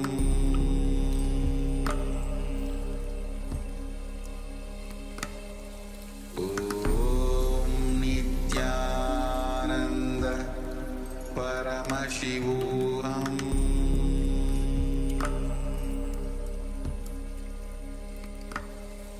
Om Nithyananda Paramashivoham.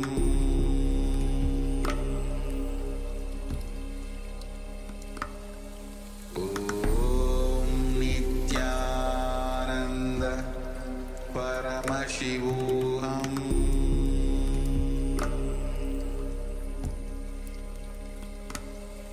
Om Nithyananda Paramashivoham.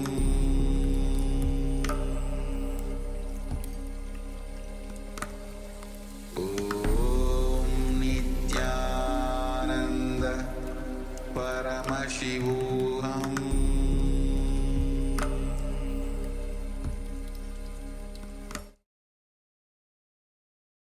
Slowly, very slowly, please open your eyes. Let's relax. So please understand, this is a very powerful exercise where Paramashiva reveals solutions through the third eye to any problem, any situation, any issue, anything at all, whatever we are facing at this moment. When we simply hold that intention to manifest Paramashiva and ask for a solution, he simply reveals.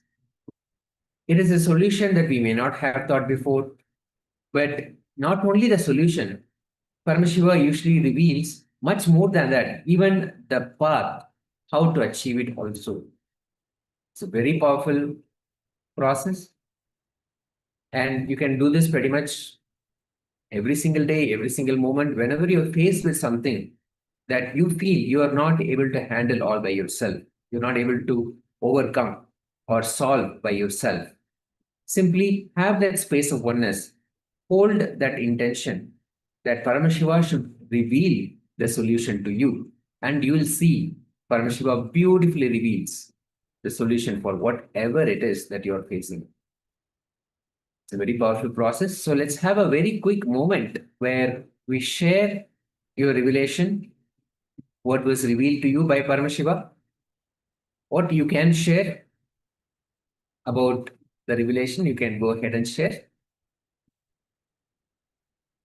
You can share the problem or whatever the question that you had, that you put forth for Paramashiva, and exactly what he shared. You can go ahead and have a quick moment of sharing.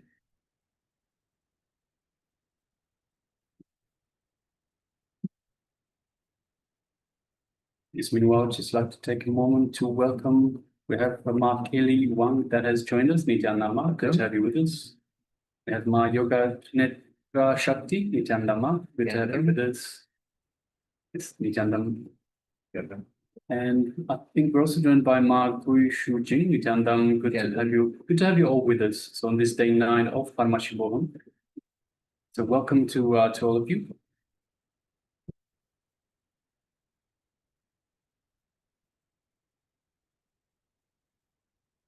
Yes, right now we are just in the power manifestation segment. So sorry, we're about to get into the. Yeah. We were just asking all the participants who went through this manifestation to share their experience. We were manifesting the power of third eye solution and what Paramashiva revealed to each of us. Let's just have a quick moment of sharing before we enter into the next section where we receive further revelations from the Shiva Sutras by Supreme Pontiff of Hinduism, elevating our consciousness through the power of sound. Will be the next segment, and we have a sharing. Ma Nithyananda Swamiji reveals that every problem can be solved by simple Mahavakya and conscious decision and bhakti. That's powerful, very beautiful, Ma. Thank you so much for sharing that. Thank you, sir.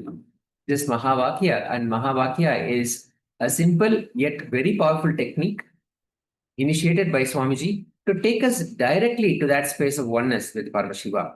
So any problem, just simply enter into that space of Paramashiva, manifest that space and manifest Paramashiva within your inner space.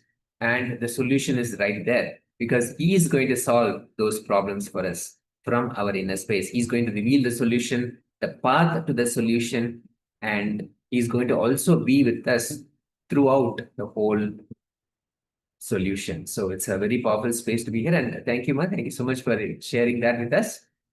With that, let us now enter into the next revelation by Paramashiva.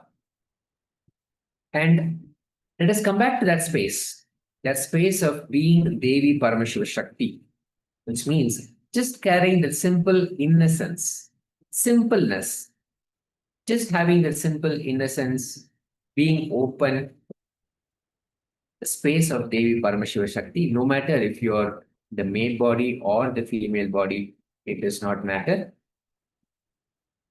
Let us quickly enter into that space as we become ready to receive the revelations from Paramashiva himself. Let us start. Even the wars, when the wars are described in our scriptures, in our Mahabharata and Ramayana, they say with the arrow, when they concentrate on a person, they will create a particular vibration, mantra. For every astra, there is a mantra. Varunastra or Nagastra or Brahmastra, for every weapon, there is a mantra. They will create that vibration. That vibration will do the effect. The vibration will carry this arrow powerfully and do that effect, create that effect.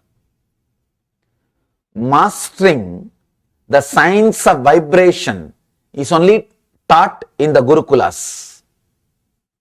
In the Gurukulas, kids, when they were learning under the enlightened masters, you see, to become a master of archery, you don't need to go to an enlightened being. To become a master of killing others, you don't need to go to an enlightened being. But in those days, even archery, even fighting with a sword, all the martial arts, everything is taught by an enlightened being. Why? Because it is not just physical. Something more than physical was involved.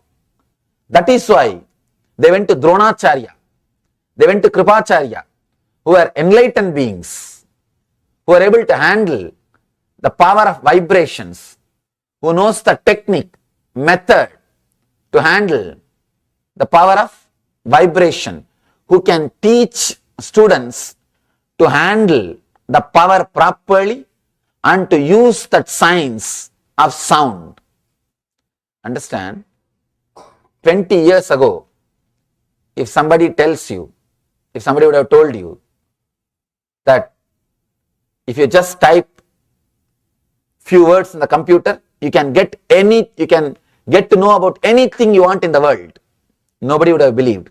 But today you can do it.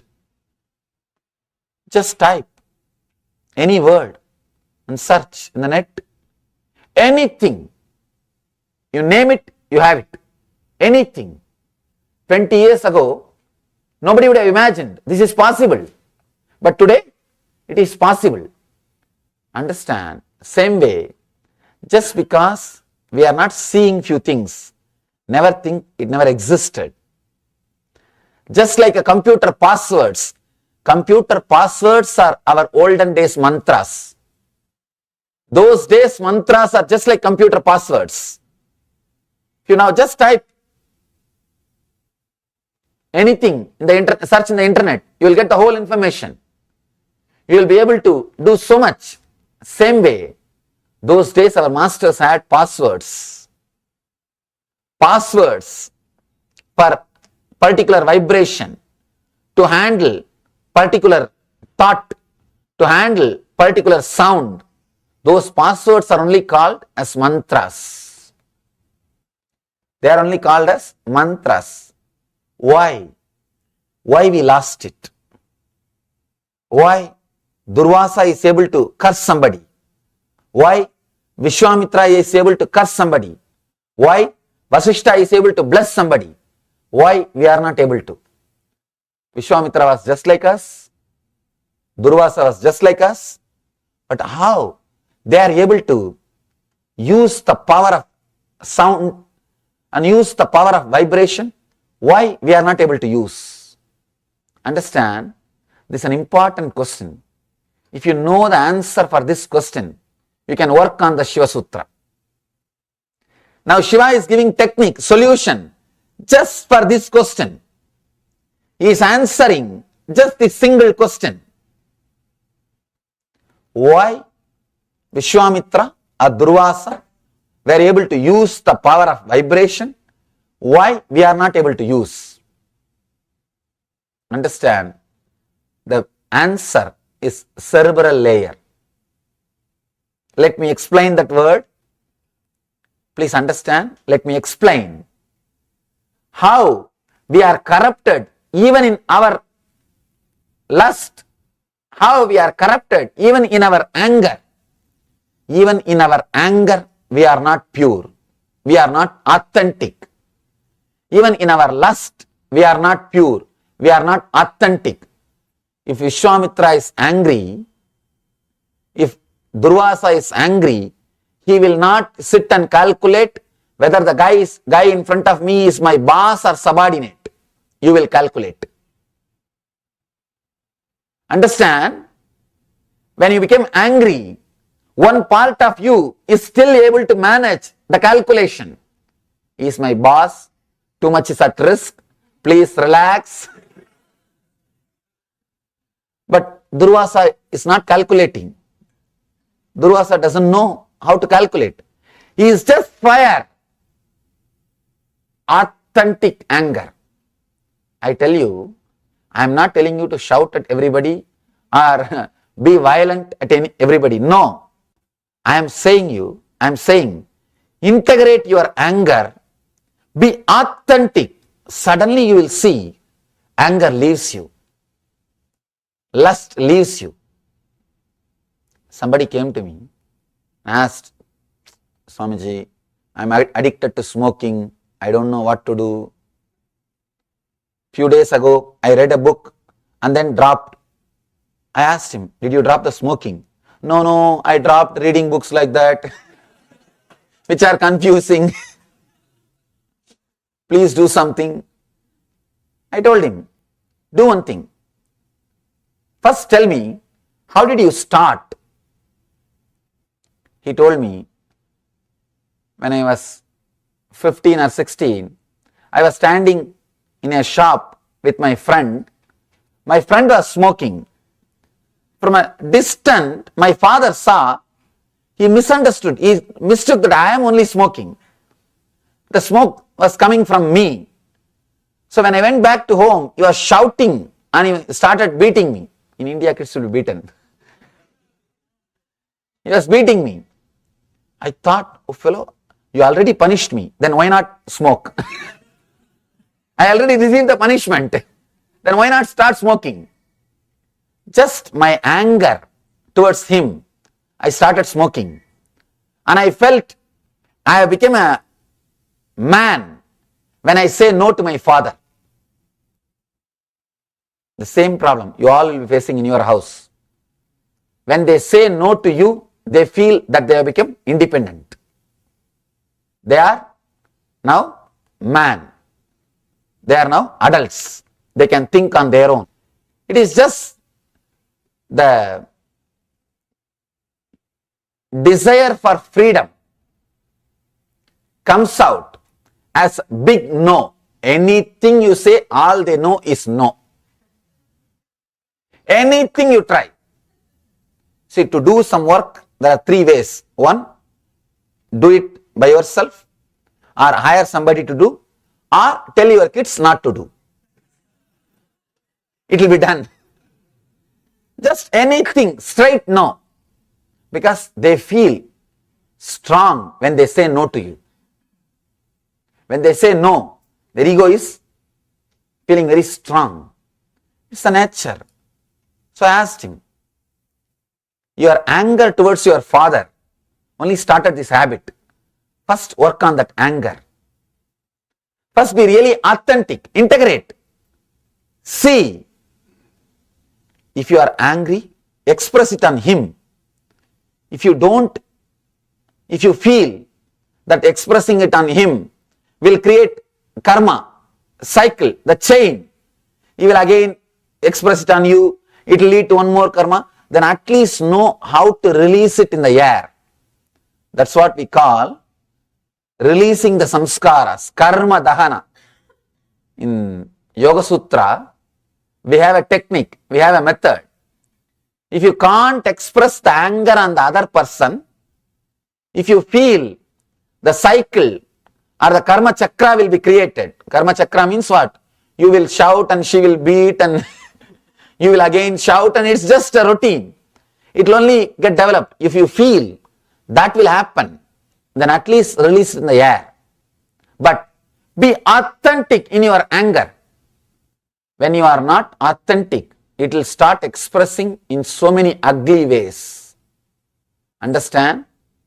Anything, whether it is anger, guilt, lust, or pain, or fear, if you are not authentic with that emotion, with that energy, it will express it in a very perverted way.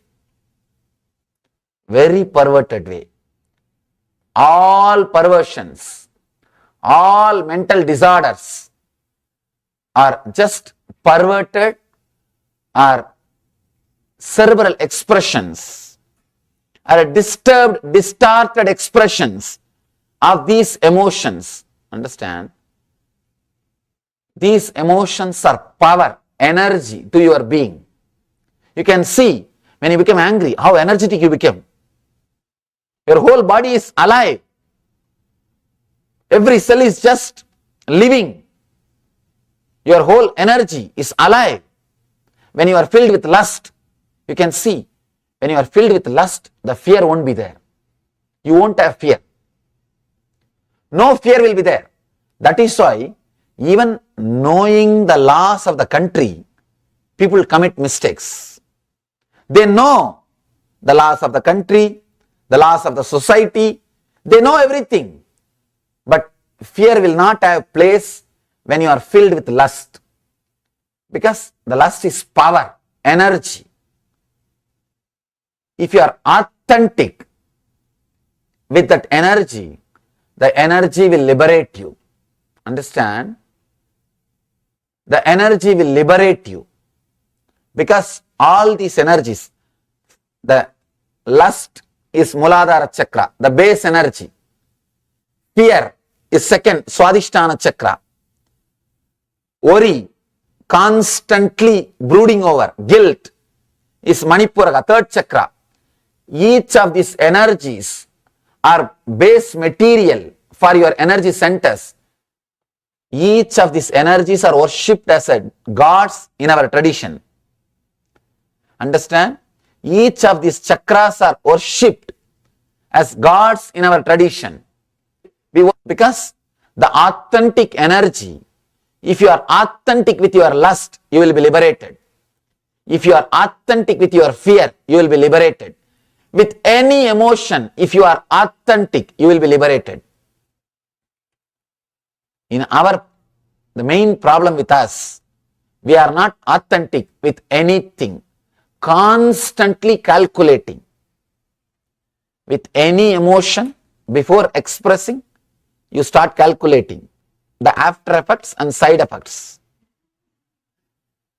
If the after effect is going to be too serious, you just suppress it. If it is not going to be serious, you shout too much. I have seen. Same mistake. Who does? That only decides the punishment. Who does decides. Please understand. Everything else is a story. No, I am equal to all. That and all. You can tell for others, not for yourself. At least with yourself, be authentic. Integrate. One more thing. Person who never looks into his problems. Person who constantly believes he is integrated. Person who thinks I am okay. Person who is not ready to look into his problem will never be able to achieve the truth. Authenticity. See one thing, at least you should know the accounts properly. At least you should know the accounts properly. To others you can tell stories. To others you tell stories, no problem. I have this, I am this, I am that. At least for you, you should know the accounts. You should know the truth. You should know the fact. Let you know the facts about you completely. Sit and analyze.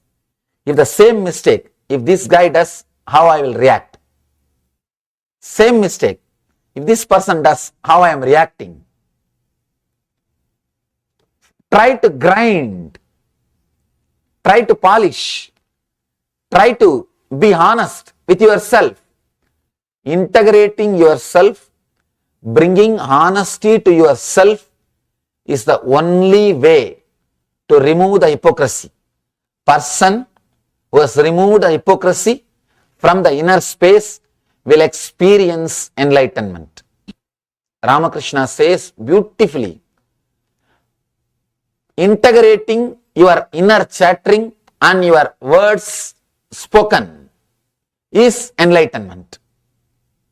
You will be shocked. He says, just integrate your inner chattering and the words which you are uttering.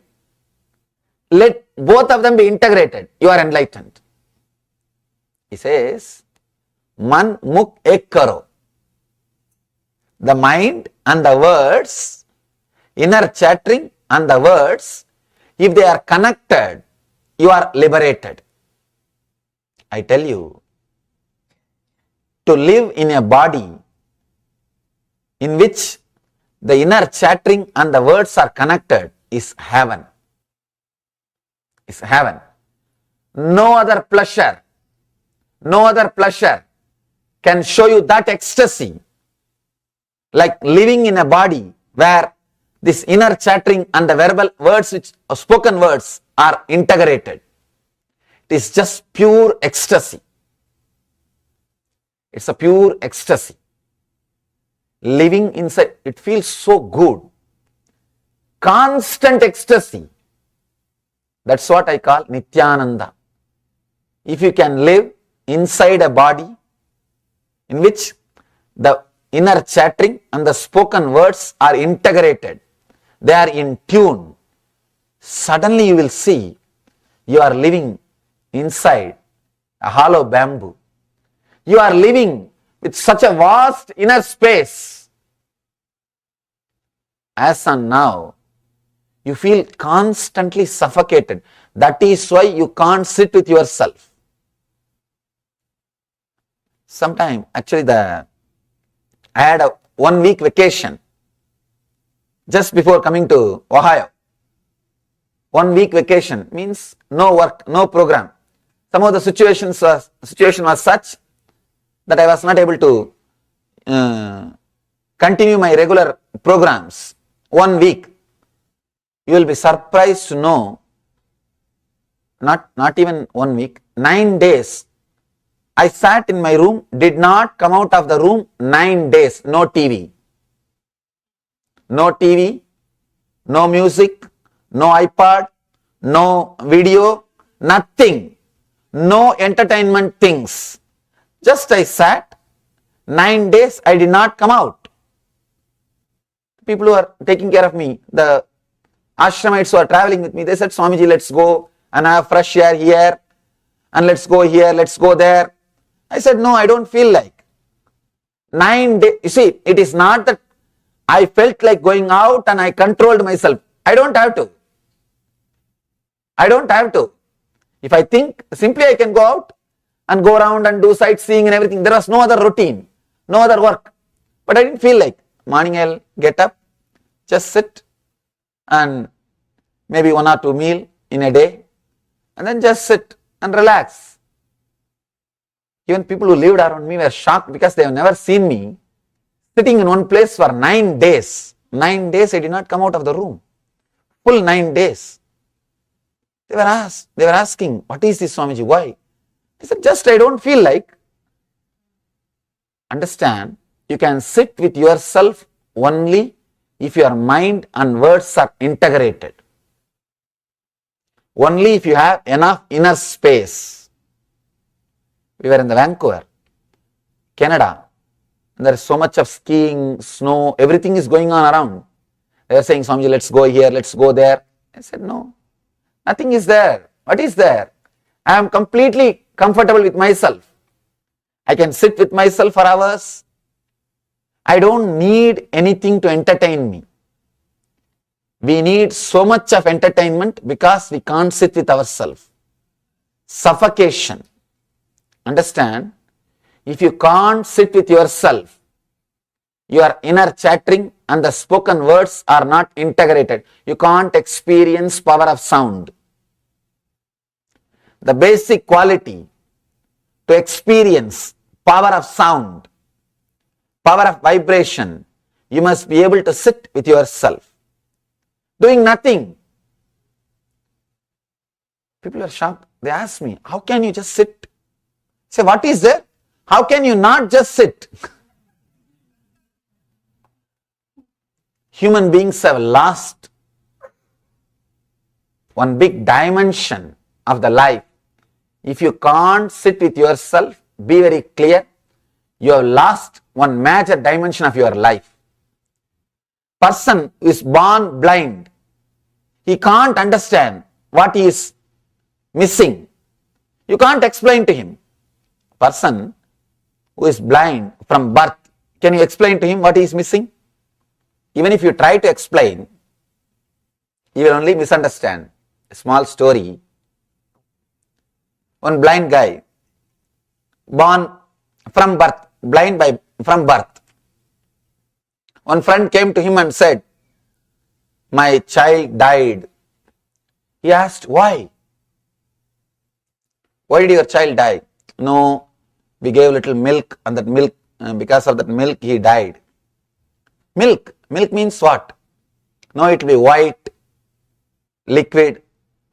White means, don't you know? It's like a bird, it's like a crane. Crane means what? How it will be? Oh, he just put the hand to explain and told that blind friend, touch and feel, like this only it will be there. Crane. Then the friend felt the hand and said, such big thing, if you give it to child, it will die only. How can it swallow?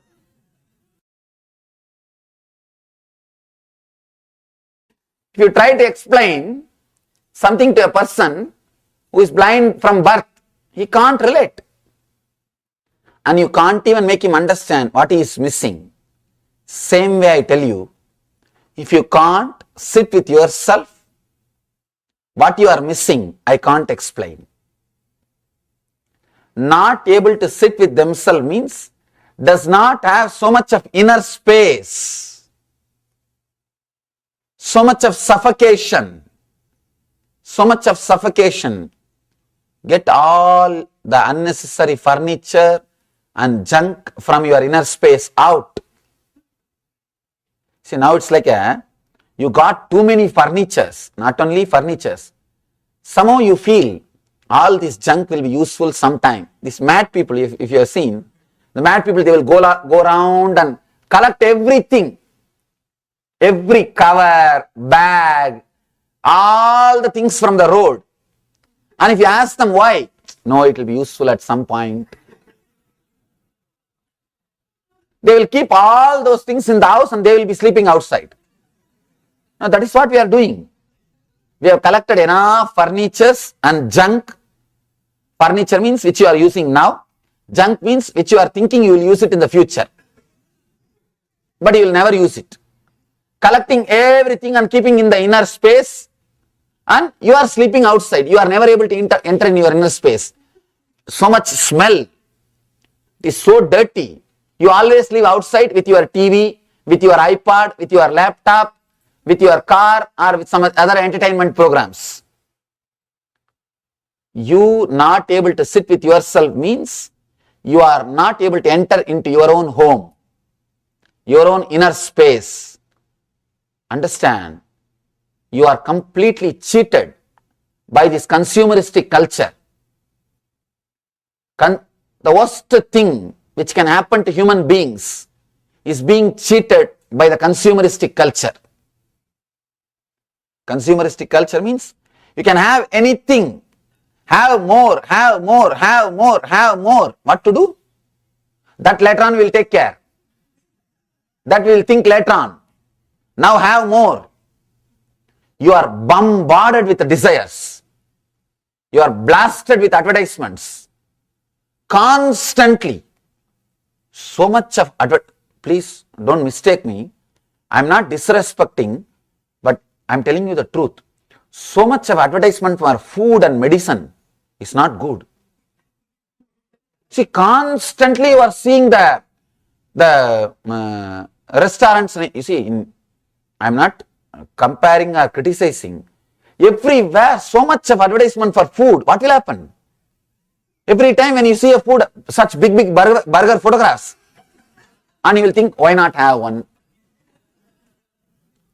So much of consumeristic attitude, life. Understand, you lose your inner space. Inner space is lost. You can't sit with yourself because you are constantly, one more thing, you are taught, you are conditioned. If you are sitting with yourself, you are lazy, useless. I am not telling you to be lazy. I am not encouraging you to be lazy.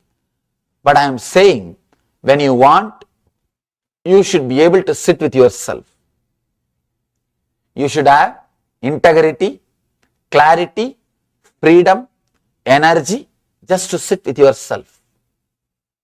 Person who can't sit with himself, he may have anything, he will not have his self. You may have anything. You may can't. Why people need so much of entertainment? I have seen the people in India, I have seen, they will be 80 or 85. They would have got married, their sons would have got married, their grandkids would have got married, nothing to do. Even they can't sit with themselves. From morning till night, they will be reading that same old Hindu paper, newspaper with a big glass and matrimonial columns. What for? Nobody knows. Just because they can't sit with themselves. No, true. Truth. All the old magazines they will collect and they will be sitting and reading. What is there in the old newspaper? No, what else is there to do? Because running so much, you lost the ability to sit with yourself. You lost the ability to sit with yourself. The cerebral layer means disintegrated being, unconnected being, completely disconnected with yourself is the reason why we are not able to experience the power of sound. Understand? When Vishwamitra can experience, when Durvasa can experience, when Arjuna can experience, then why can't we? The only reason is they are authentic even in their anger. See, anger itself is not wrong, lust itself is not wrong, but from where it comes, if it comes in an uncorrupted way, in a pure way, you will live it and live it. You don't have to drop smoking. Smoking will drop you. If you are complete, if you are really smoking, just for smoking, not because of your anger towards the father turns as a habit of smoking, then you can't be healed. You can never be healed. Understand? If you are not able to drop the addiction, some addiction, be very clear, you are not addicted to that. The root of the addiction is somewhere else. People come and tell me, I am addicted to alcohol. Swamiji, please heal me, cure me. I tell them, what do you mean by the word addiction? Do you want to drink? No. Then why do you drink? At that point, I want to drink. Why? You know you don't want to drink. How can you say you are not able to control? People ask me, please, you control me, Swamiji. What do you mean by it? You want me to take away your car key? And what do you mean by you control me? You are intelligent enough. Just understand, difficulty is they are not directly addicted to alcohol. Some other anger or vengeance, some other emotion got perverted, and that is associated with addiction. Like a story I told you, that boy is not directly addicted to cigarette. No, his anger took a perversion and he started smoking. Whenever he smokes, his unconscious feels satisfied. He is taking revenge on his father. He always says, when I leave that smoke, I feel I am leaving it on my father's face. I am blowing it on my father's face. His unconscious feels satisfied when it uses the anger in some other way. He feels satisfied. I am taking revenge on my father. Impossible. You can't drop addiction.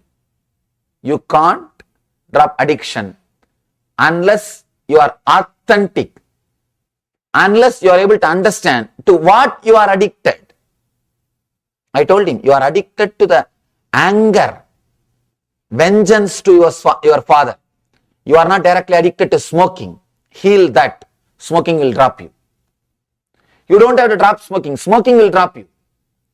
If you are addicted to something, understand, if you are not able to drop something through your logical analyzing, be very clear, you have the perverted emotions. You have the perverted being. Your inner chattering and the spoken words are not integrated, are not clearly connected. They are not directly relating with each other. The power of sound can be experienced only if your spoken words and the inner chattering is directly connected. Durvasa is not bothered. When he comes, when the anger fills him, he doesn't bother who is cursing. He cursed Shiva. You know that? He cursed Shiva, Mahadeva. He did not even bother who he is cursing. When he is filled with anger, he is authentic. When Vishwamitra was filled with lust, he was authentic. When he was filled with guilt, he was authentic. When you are authentic with any emotion, when you are directly connected to that emotion will liberate you. It will liberate you. No emotion will bind you. They will bind you only when you are not facing them face to face. Only when you are not connecting with them directly. Even fear. When you go into the fear, you will be liberated. Here, Shiva is giving a beautiful technique to work on the power of sound. Let me read the sutra in Sanskrit, then we will know the meaning and how to use this technique. Understand?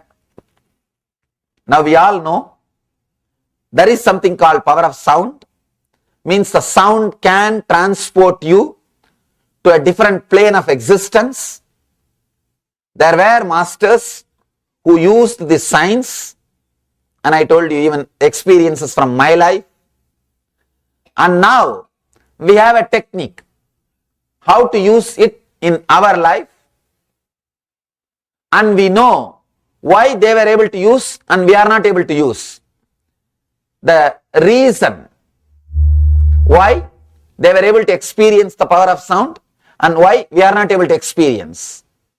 Here we have the technique for the problem also. We have the solution for that problem.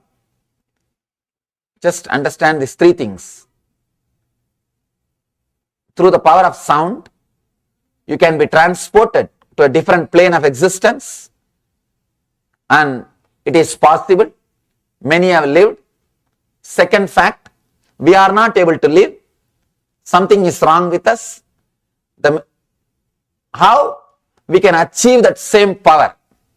How we can relate, connect with that power? Here Shiva is giving us the technique for two things. One, how to connect yourself, elevate yourself to the level where you can use the power of sound. And the second, how to use that power of sound and achieve enlightenment. Two things. He is first going to help you to integrate. Next, he is going to help you to evolve. Integrating yourself and evolving beyond yourself. Here he is giving the technique. Let me read the sutra. Pranavadi samucharat plutante sunya bhavanat sunyaya paraya shaktye sunyatam iti bhairavihi.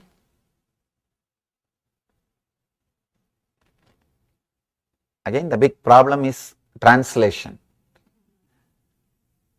Sanskrit is such a poetic language. You can't translate poems. Even from English poems to English prose. No. You can't translate.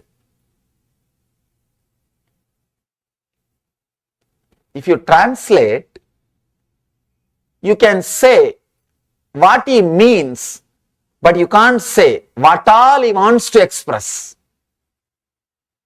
Maybe you can express only one dimension. Poem is like a 360-degree vision. Prose is like a 120-degree vision. Poem is like a 360-degree vision. Prose is like a 120-degree vision. Only one slice of a pizza. One bit. You can't express the whole truth. And here I am trying to translate a Sanskrit poem to English. Maybe I'll try to give the technique, that's all. I don't think I'll be able to translate the sutra completely.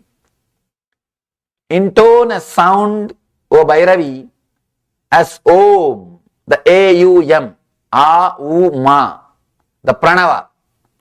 Slowly, as sound enters the soundfulness, let you also enter and become enlightened. Very simple sutra.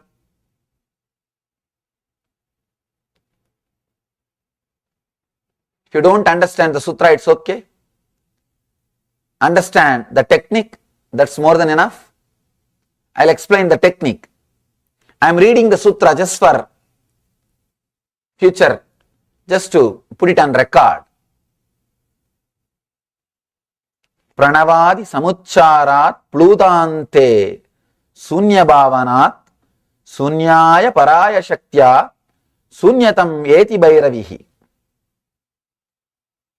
O Bhairavi, by perfect intonation of a pranava, A, U, A, U, Ma, or the sacred syllable Om, by contemplating over the void at the end of the sound, as sound enters into the soundfulness, let you also enter into that energy and be liberated. This is the technique from Mahadeva to Devi.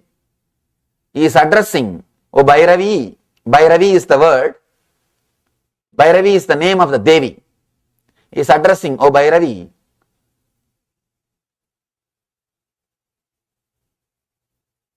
use this technique and experience, let the people experience enlightenment. This technique is given for us through Devi. Devi is enlightened, no doubt. It is given to us so that we will become enlightened.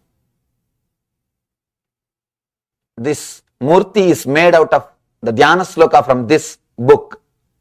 In this book, it describes Devi was sitting in the lap of Shiva and he was teaching the Shiva Sutras. The same way this Murti was designed. Because I feel this is the book of the books. This book is beyond, incomparable. No other book can claim that they have solution for all possible problems. Here, practically Shiva solves all the existing, existed and yet to exist problems. He gives solution for everything. He says, intone a sound as A-U-M, Om, A-U-Ma, slowly. As sound enters soundfulness, let you also enter and liberate. Let's understand the technique first. And let me connect how this is going to directly help to integrate our inner chattering and verbalization. How it is going to create more inner space. How it is going to integrate us. And how it can elevate us to different plane of existence. How it can elevate us to different plane of existence. Understand? when you create a particular sound, your mind will be occupied only with that sound, especially loudly. If you are creating internally, you will be doing 2-3 things. I always tell people, don't close your eyes and sit here. People think, no, Swamiji, I am meditating and listening. No. Good listener is a person who is thinking about something else. You will be sitting and acting as if a good listener. What he will be doing? He is lost somewhere else. If you are using the words internally, your whole being will not be integrated. No. Create the sound loudly. Let others also listen. Actually, you listen what you think only when you talk to others. See in your life, many times, when you talk to others about your idea, you yourself get new ideas. People think you planned and now you are coming and giving presentation. No. Suddenly you discovered it. That's all. When you are talking to others, suddenly you discover it. Actually, great truths are discovered when they are presenting the truths. That's all. It was not discovered earlier by contemplating and thinking and then presentation is given. No. Orators, speakers look very intelligent, filled with wisdom, because they are constantly discovering when they talk. If you want to be an intelligent person, don't think you need to think, contemplate, meditate and discover the truths. No. Just start talking to the people as if you know the truth.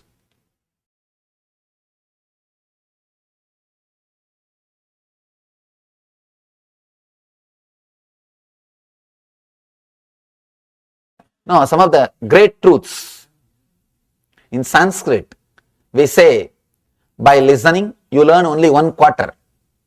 By meditating and contemplating, you know half. The third portion, you will learn only when you talk to others.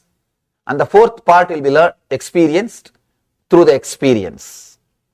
You will become a complete being when you experience it. 25% of truth and the knowledge and the new things can happen to you if you talk loud. If you talk to others, 25% new things can happen to you. That is why people go on talking. Now, because once you found the neck, God, when I am talking, new things are coming up into my being. I am expressing new things. You start enjoying talking. Even if you don't have somebody, just catch somebody.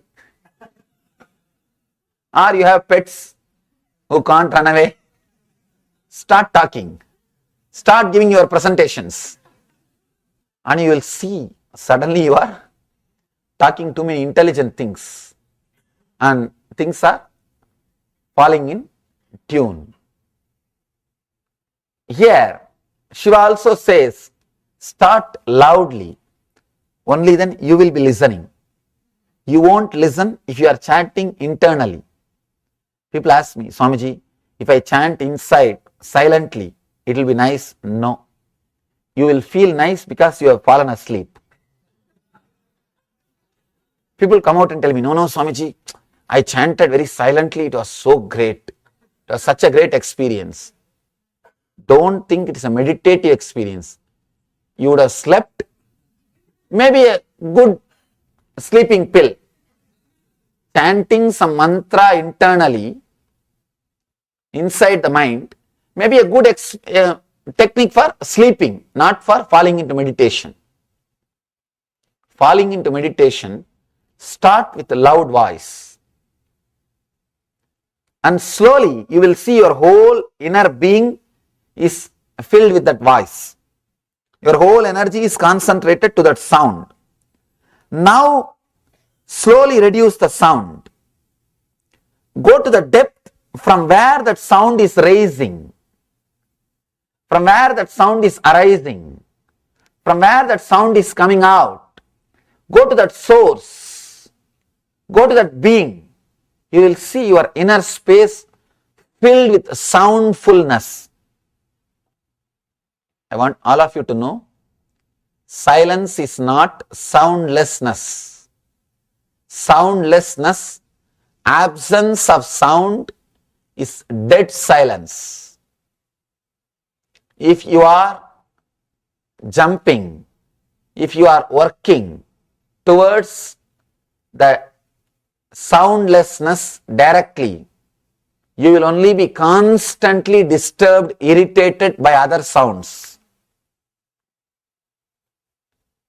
People, the so-called meditators, the silent meditators, they will create such a hell to the whole house. They will tell, hey, keep quiet, switch off the cell phone, switch off the telephone. The noise which they make, and they will be so filled with irritation. And I have seen people who are working towards the absence of sound, who want absence of sound. For them to meditate for 10-20 minutes, they will turn the whole house upside down.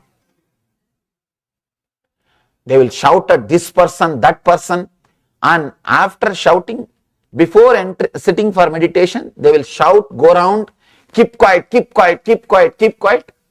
After coming out of the meditation, they will come and shout, you didn't have sense when I was meditating, you did that, you did that. Even if you do something, create some noise, and other times they won't record so clearly. It means what? When they were sitting in meditation, they were recording like a voicemail. Whatever was going on was getting recorded. People who work for the soundlessness, and even when they were sitting, they will be so irritated.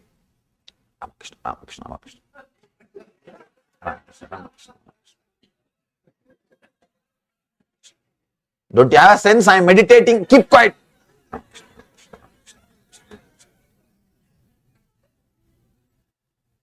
When you are working towards the dead silence, even a small sound will irritate and disturb you. You are bound to be, because you are excluding. Anything which you exclude will take revenge on you.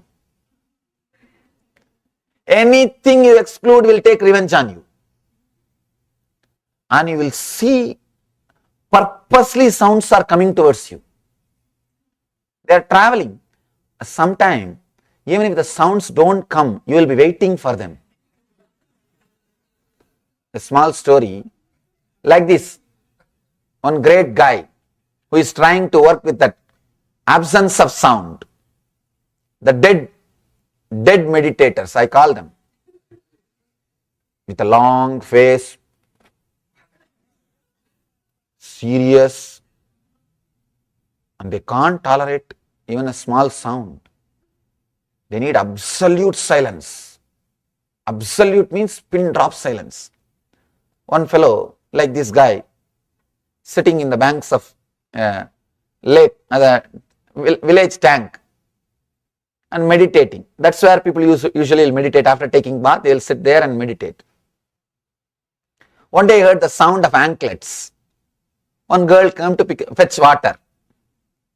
First anklet up, the sound of anklets.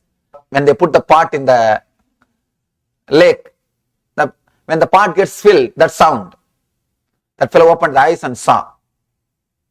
Irritated, shouted, don't you have sense? I am meditating here. Why don't you come without anklet? Next day, she came without anklet. But the water fetching, that sound, he got irritated. He shouted, why don't you come with some other vessel which will not create sound? The third day he was sitting in meditation, just expecting that anklet sound and the water sound. The third day, even if you don't get the sound, you will be just expecting to get irritated, to get that sound. You will be waiting for some sound.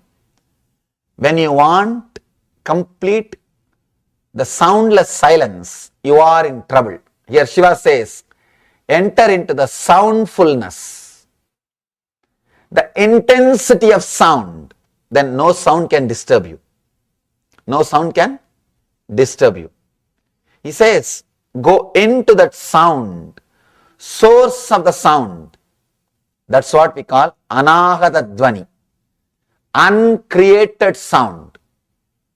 The sound which is not created, which is not created by two things hitting. Ahata means created or hitting. Anahata means uncreated, the primal sound. When you go to that soundfulness, you will experience a sound which is silence, the silence which can't be disturbed by any sound.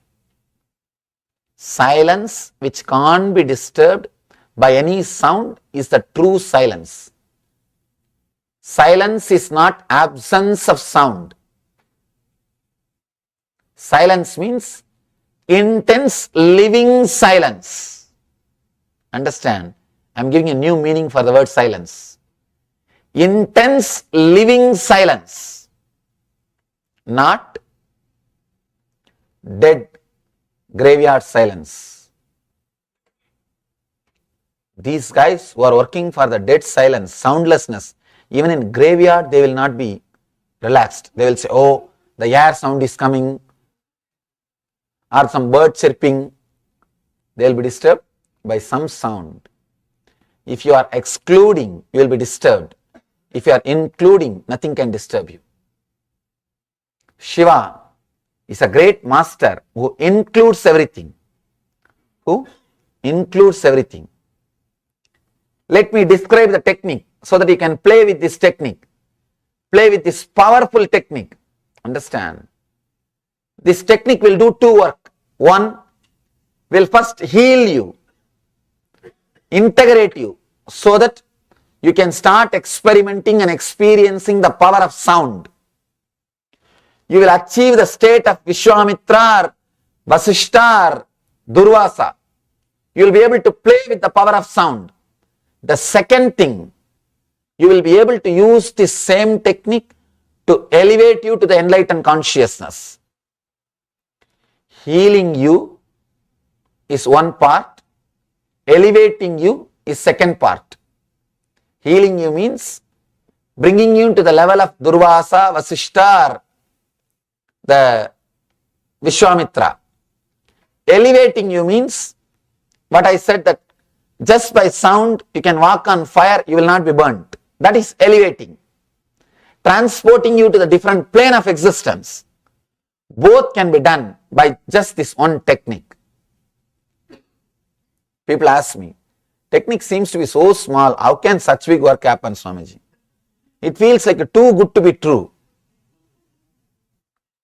Understand, when you get a key, when you get a small key, if you start analyzing logically, gosh, such big house, such small key, I think this owner is cheating me. Do not use your negative logic before you try. Just try. Try for a few days. At least you should have tried few times, then you can decide whether it opens or not.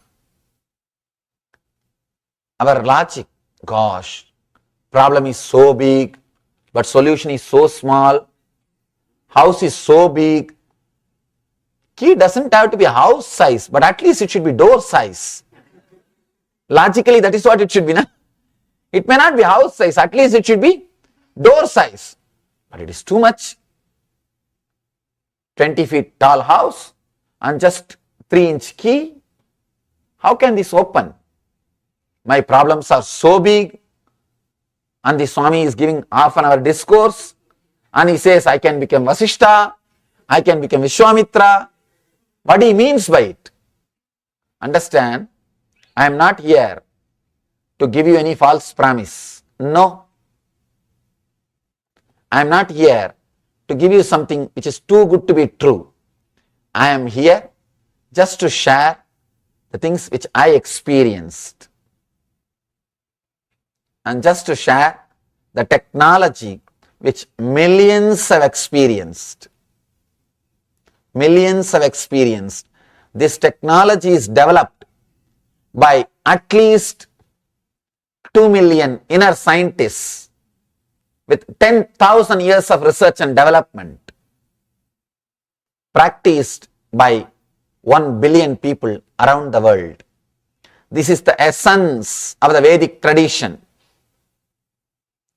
Vedic tradition boasts at least 10 million inner scientists and 10 million inner science laboratories. In India, we have 1 crore temples and ashrams. 1 crore temples and ashrams where every day congregation happens. We don't believe in holiday religion. No. Every day congregation happens. 1 crore inner science laboratories and 10 million, same way, 1 crore inner scientists who are working with this technology, who are working with these mantras, with these great truths, and 1 billion people following this technology. Understand, I am expressing the experience of the great masters. All you need to do, just play with these techniques. You don't even have to be a serious meditator. Serious meditator is a guy who is depressed. No, really. All the so-called serious meditators, depressed fellows, they can't laugh. No, really. Just go to the serious meditators' places, they can't laugh. They can't laugh. They lose the nature. They become so serious and so arrogant. God, even God can't help them. Because they become arrogant in the name of God. They become serious in the name of simplicity. They will try seriously to be simple. They will try so seriously to be simple. The whole joy is lost. Being simple means being with all your mistakes. That's all. Nothing else. That's all. Just accept yourself. If you can't accept you, at least accept you can't accept you as you are. That's all. Either accept yourself with all your mistakes or accept you can't accept you. At least that. Over. But they will try their best. No, first this, first that. And the step-by-step process creates all confusion. Here, Shiva gives you simple and straightforward techniques. That is why this book did not become popular. Now really, if Shiva gives you some complicated techniques, then people feel ego satisfaction. Now really, they feel their ego is satisfied. They feel they received something worthy. Simple things do not appeal to an intellectual mind.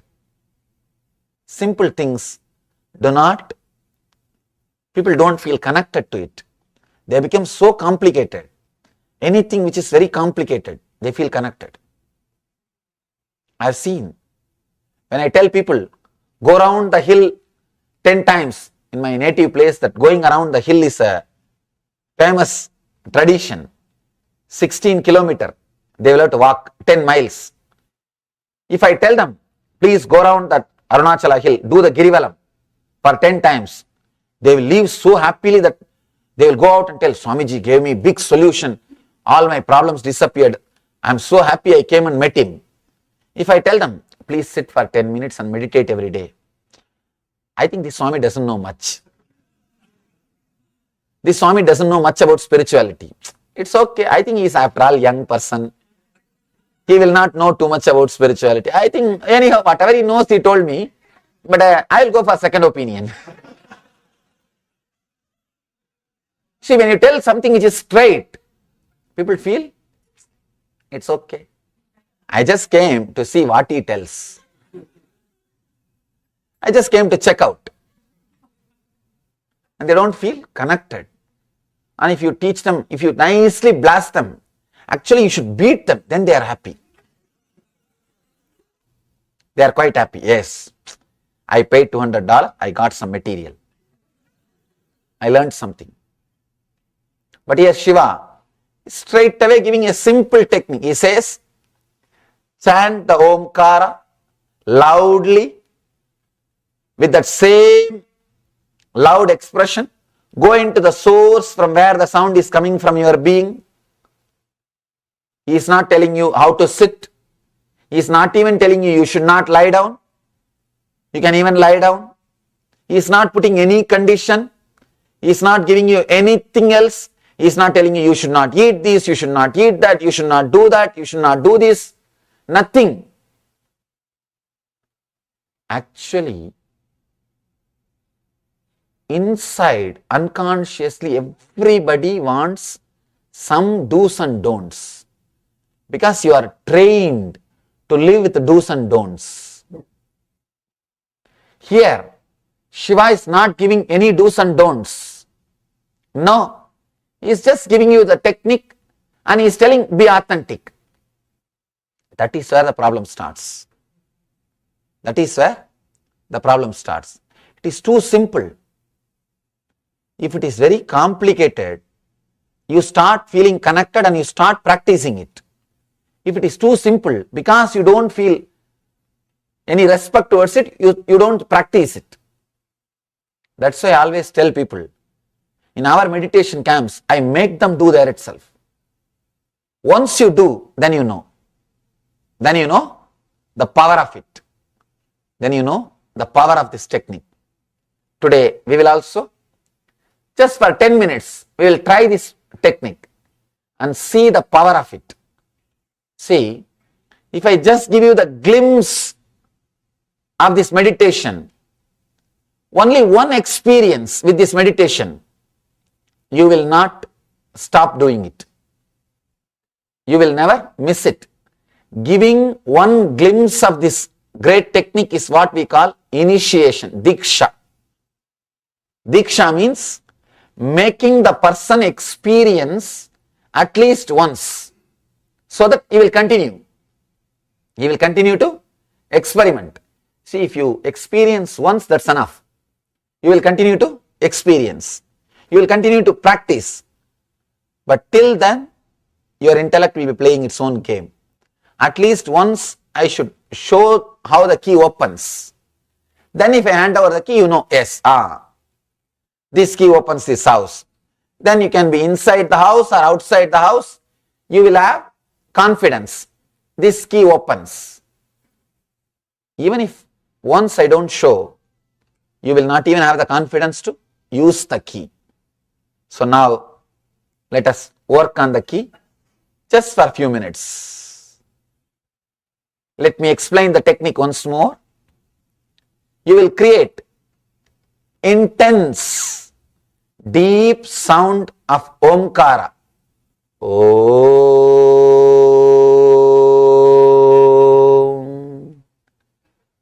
When you create that sound, for a few minutes you will be listening to that sound.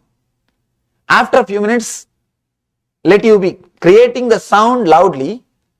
Along with that, just internally search the source of the sound, from where that very vibration is coming. Where is the source of that vibration, that sound? Understand? First, you will listen the sound which you are creating. Then you will go to the source of the sound, from where the sound is coming.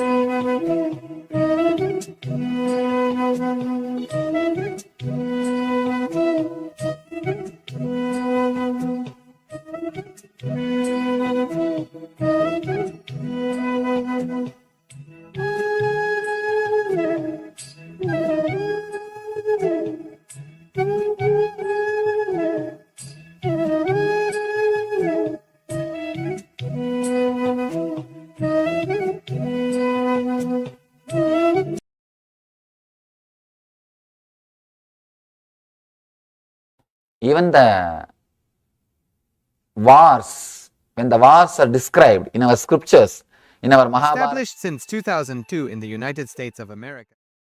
with the arrow, when they concentrate on a person, they will create a particular vibration, mantra. For every astra, there is a mantra.